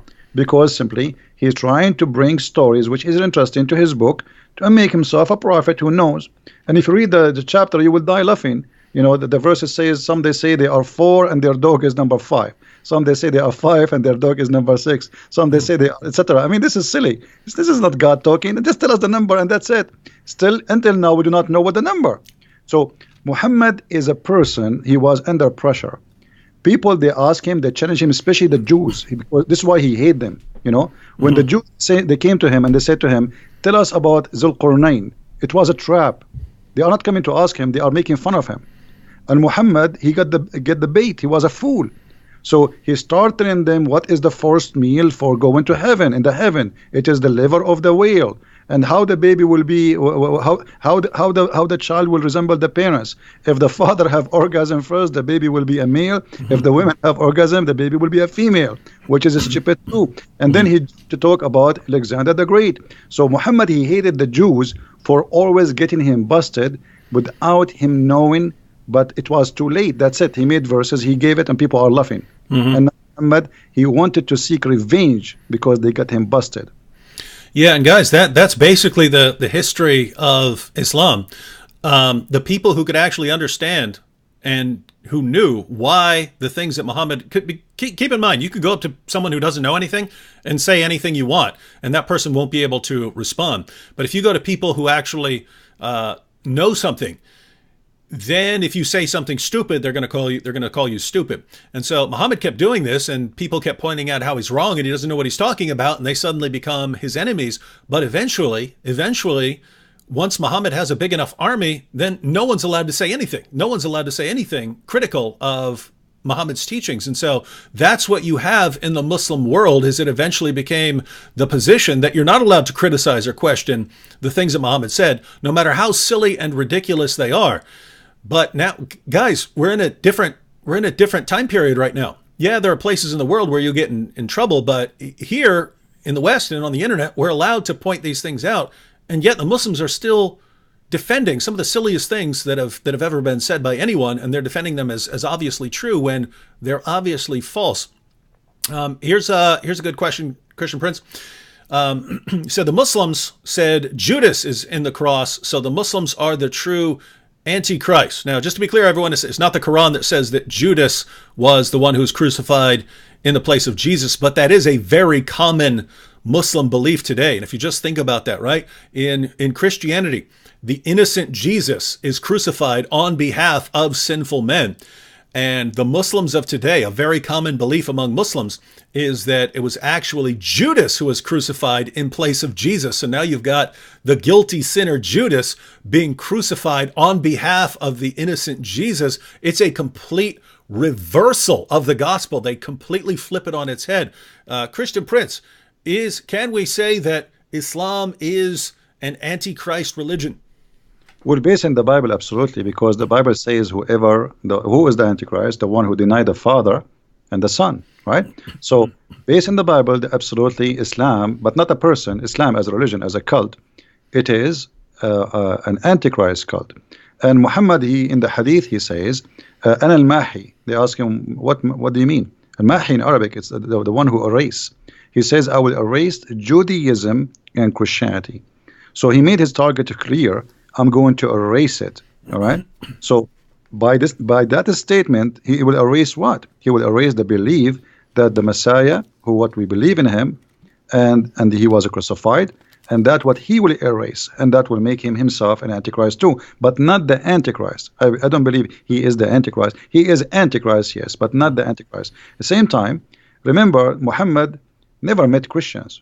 I don't believe Muhammad ever met Christians. He met Nasara. Who is Nasara? You say, I'm a Christian. What not Nasara?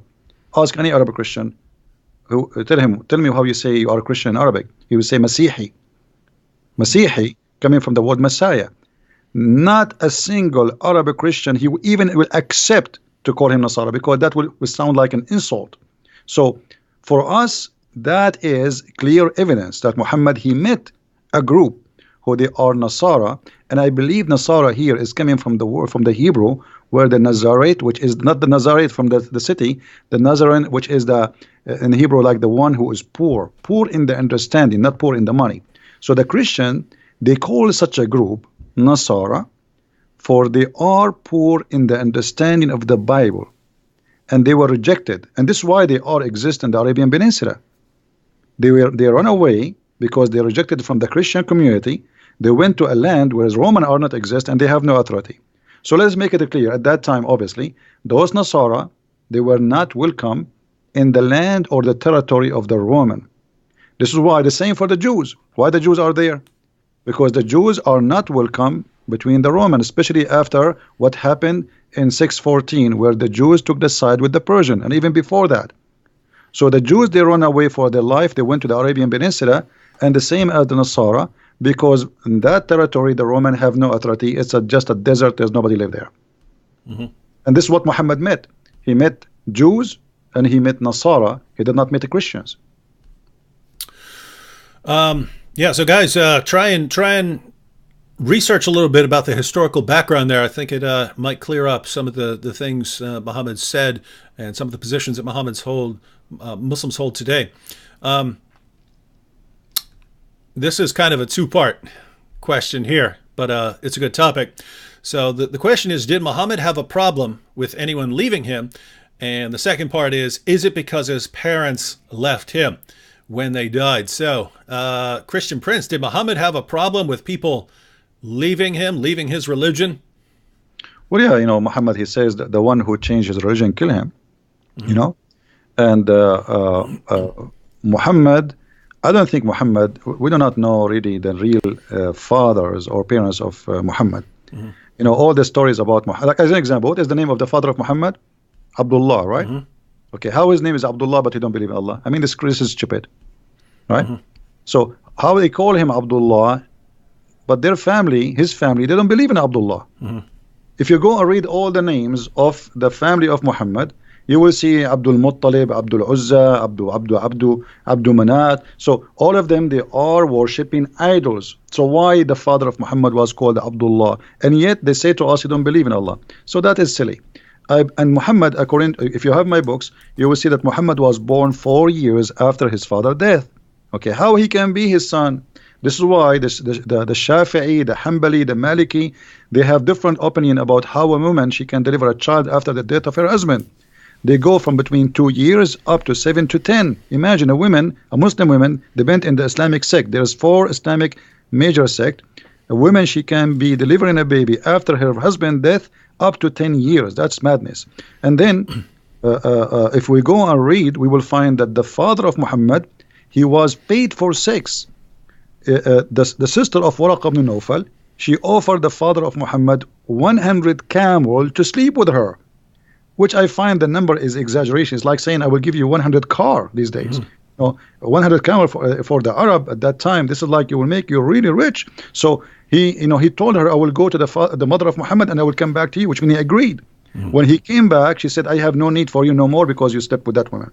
So here you notice, you understand from the Muslims books that Muhammad's father was a gigolo in the term of getting money for sex. And then the father of Muhammad and his grandfather, supposedly they marry the same women, and then they have sons and they have different ages, and Muhammad's father, he died supposedly 4 months or 3 months after the marriage, the wedding. So how Muhammad can be born 4 years after? Mostly, I believe, this is my belief from my study, that Waraq ibn Nawfal is the real father of Muhammad, not Abdullah. This is why I always find Muhammad is with Waraq ibn Nawfal. When Waraq ibn Nawfal, if you remember the hadith, it says when Waraq ibn Nawfal, he died, what Muhammad tried to do?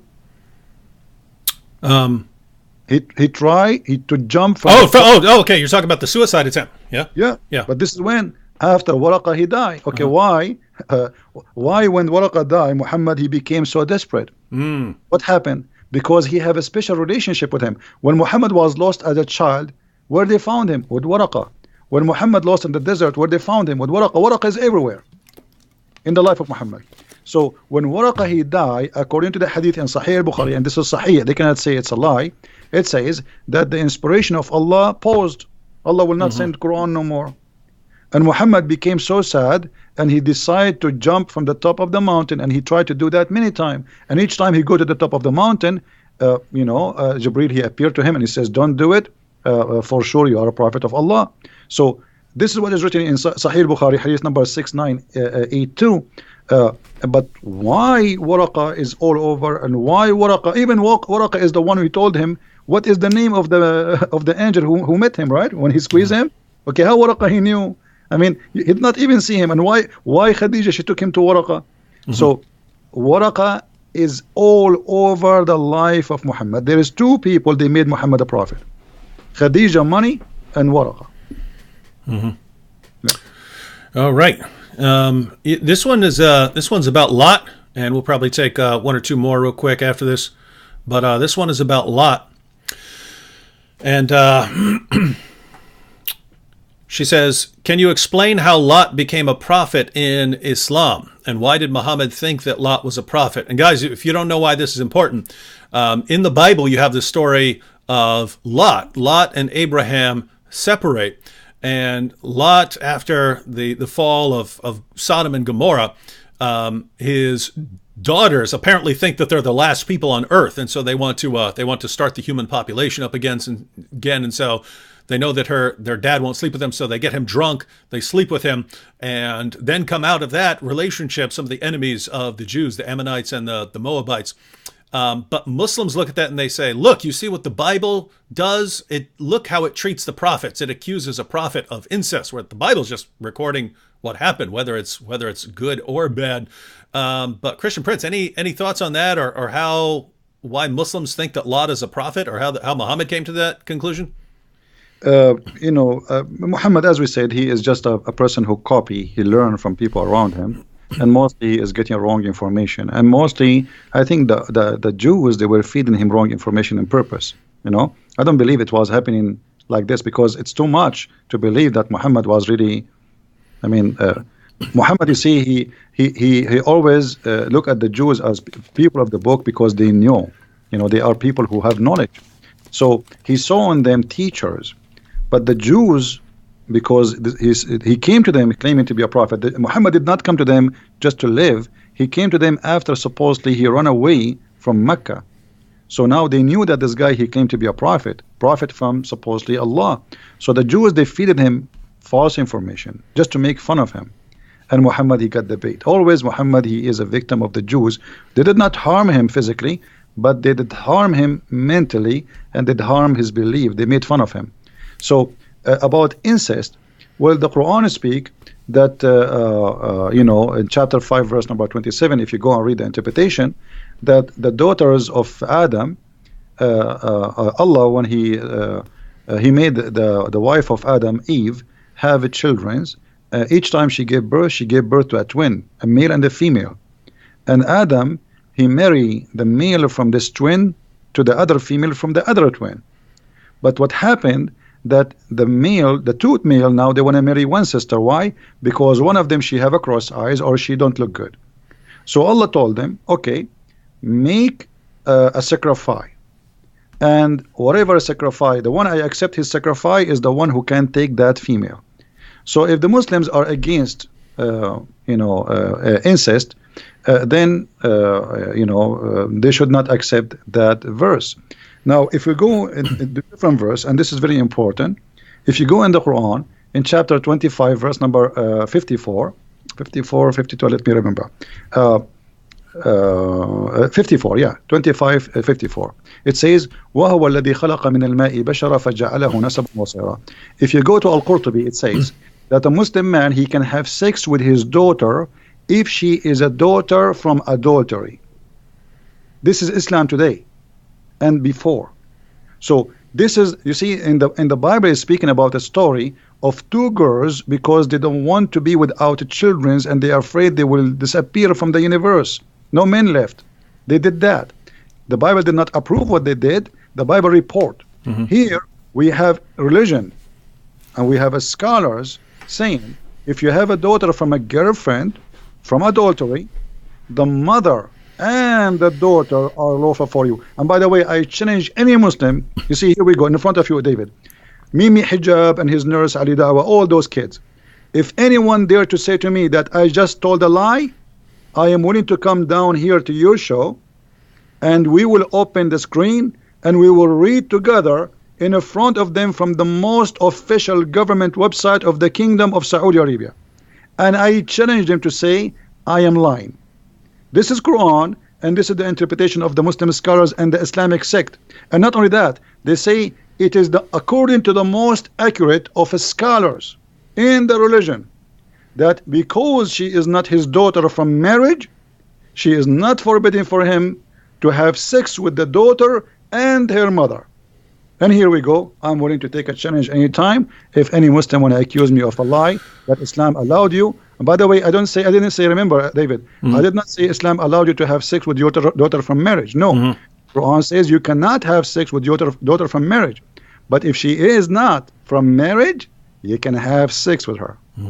All right, so you Muslims, you heard that challenge. If you want to challenge Christian Prince here, I'd be happy to moderate that discussion, and we can put the sources up on the screen here. All right, we want to close out after this one. We don't want to close out just talking about Islam because, I mean, man, when we hear about the things that Muhammad said and the things in the Quran, just want to go take a bath. So we want to conclude on a more positive note here. Christian Prince. So Tippy Bear here says, ask Christian Prince to show that Paul is a prophet in Islam. Now, for those of you who are new to all of this, Muslims like to blame the Apostle Paul for corrupting Christianity. And there's a reason for that, right? They didn't just say, oh, Paul is an especially evil dude one day or something like that. It's basically they're forced into it, right? Because they know that their book affirms that Jesus spoke the truth and that Jesus' original followers were devout Muslims. And yet they know that Christianity doesn't teach what Islam taught. Christianity teaches that Jesus is the divine Son who died on the cross for sins and rose from the dead. So they have to blame someone for corrupting Christianity.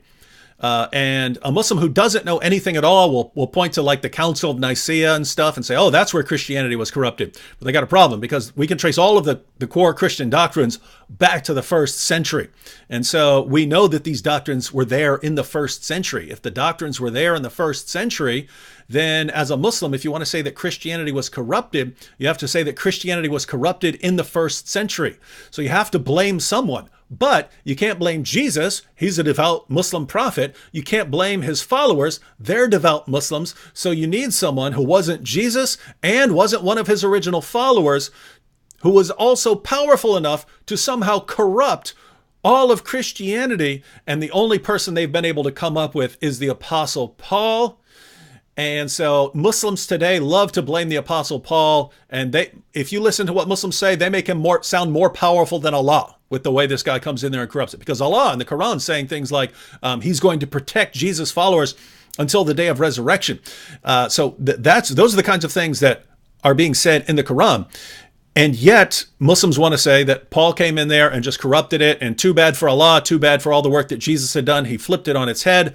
But if I understand correctly, Christian Prince, that was not the position of Muslims centuries ago. Is that correct? Well, you know, this is the challenge for the Muslims. It looked like the Muslims, Zakir Naik, Brother Titter, I told you that the one who collapsed the Bible, it is named Paul. And Paul, he is the one who fabricated the Bible. Now, okay, Zakir Naik, can you show us reference where Paul, he corrupted the Bible? They did that. Can you show us the reference where it says that Paul is the one who corrupted the Bible? So Muslims, they are copy-paste people. They don't have any knowledge. I am saying to you Muslims, look like you are a lot smarter than your prophet, because your prophet, he have no idea about Paul. He never said such a thing. Ibn Kathir, he says, if you go to chapter 36 in the Quran, you will see in verse number 14, it says, we sent to them, إِذْ أَرْسَلْنَا إِلَيْهِمْ إِثْنَيْنِ فَكَذَّبُوهُمَا, we sent to them 2 messengers, and then we sent the 3rd to string them. If you go to Ibn Kathir, you will see Ibn Kathir, not Christian Prince, saying that the 3rd is Paul. So Ibn Kathir, he must be Christian. He must be working for us. Maybe we paid him. Look like Zakir Naik and Didat are smart and Ibn Kathir is a donkey. So obviously here there is some kind of copy-paste agenda, and nobody want to read. You know, they heard Zakir Naik saying that, they heard Didat saying that, and we copy and we throw it. Now the question, the challenge for the Muslims, Why your prophet do not know about Paul being corrupt in the Bible? Why Allah did not say that in the Quran? And why in chapter 36 verse number 14, according to you Muslims, those are three messengers, three musketeers sent by Jesus? How Jesus can send people to be messengers unless he is God? How a prophet, he can make you a prophet? How somebody, he himself, he is just a prophet, he can make you a prophet? Not only that, if you go and read the interpretation, you will see that they resurrected people from death.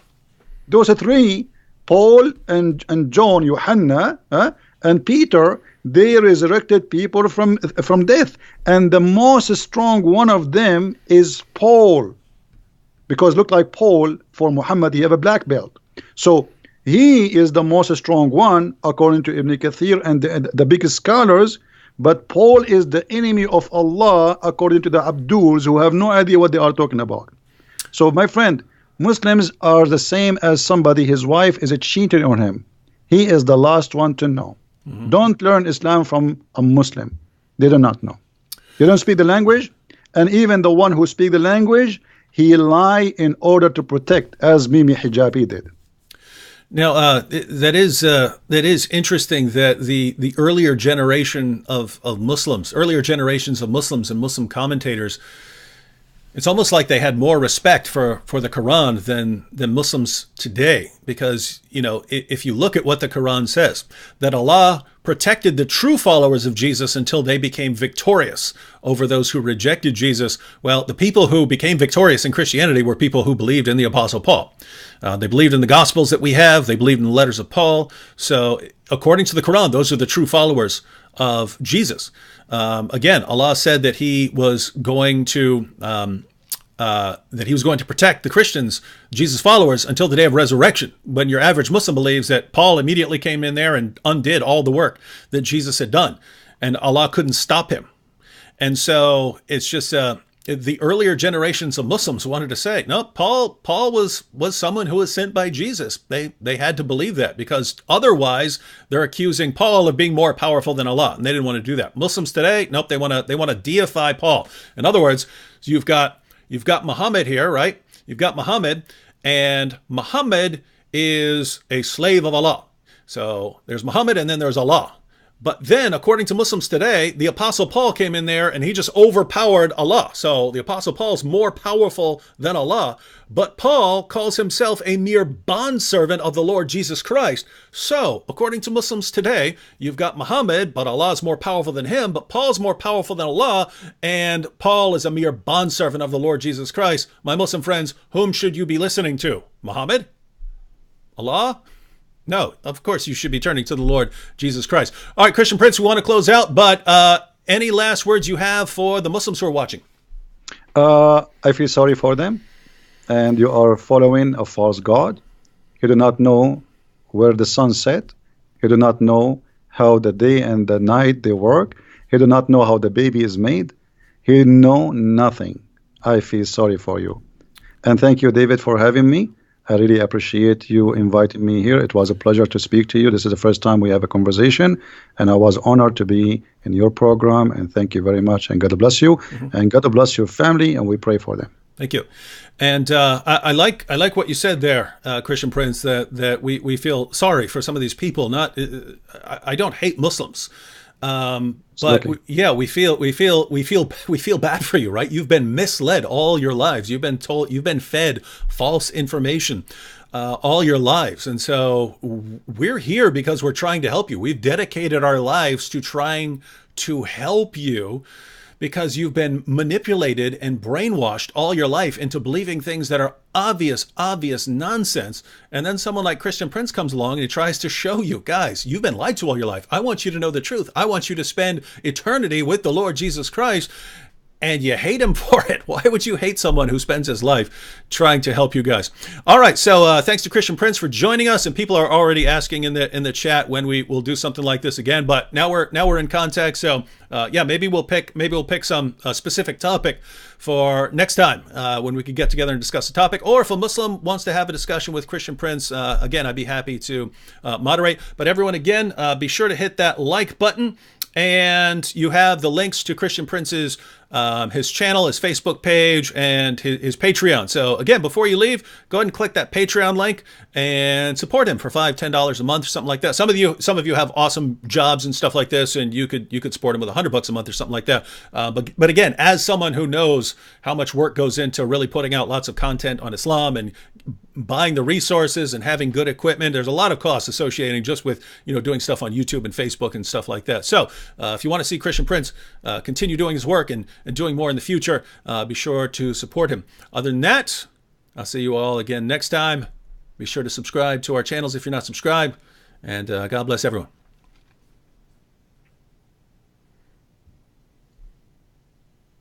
Thank you, David. Take care. Good night. Oh, yeah.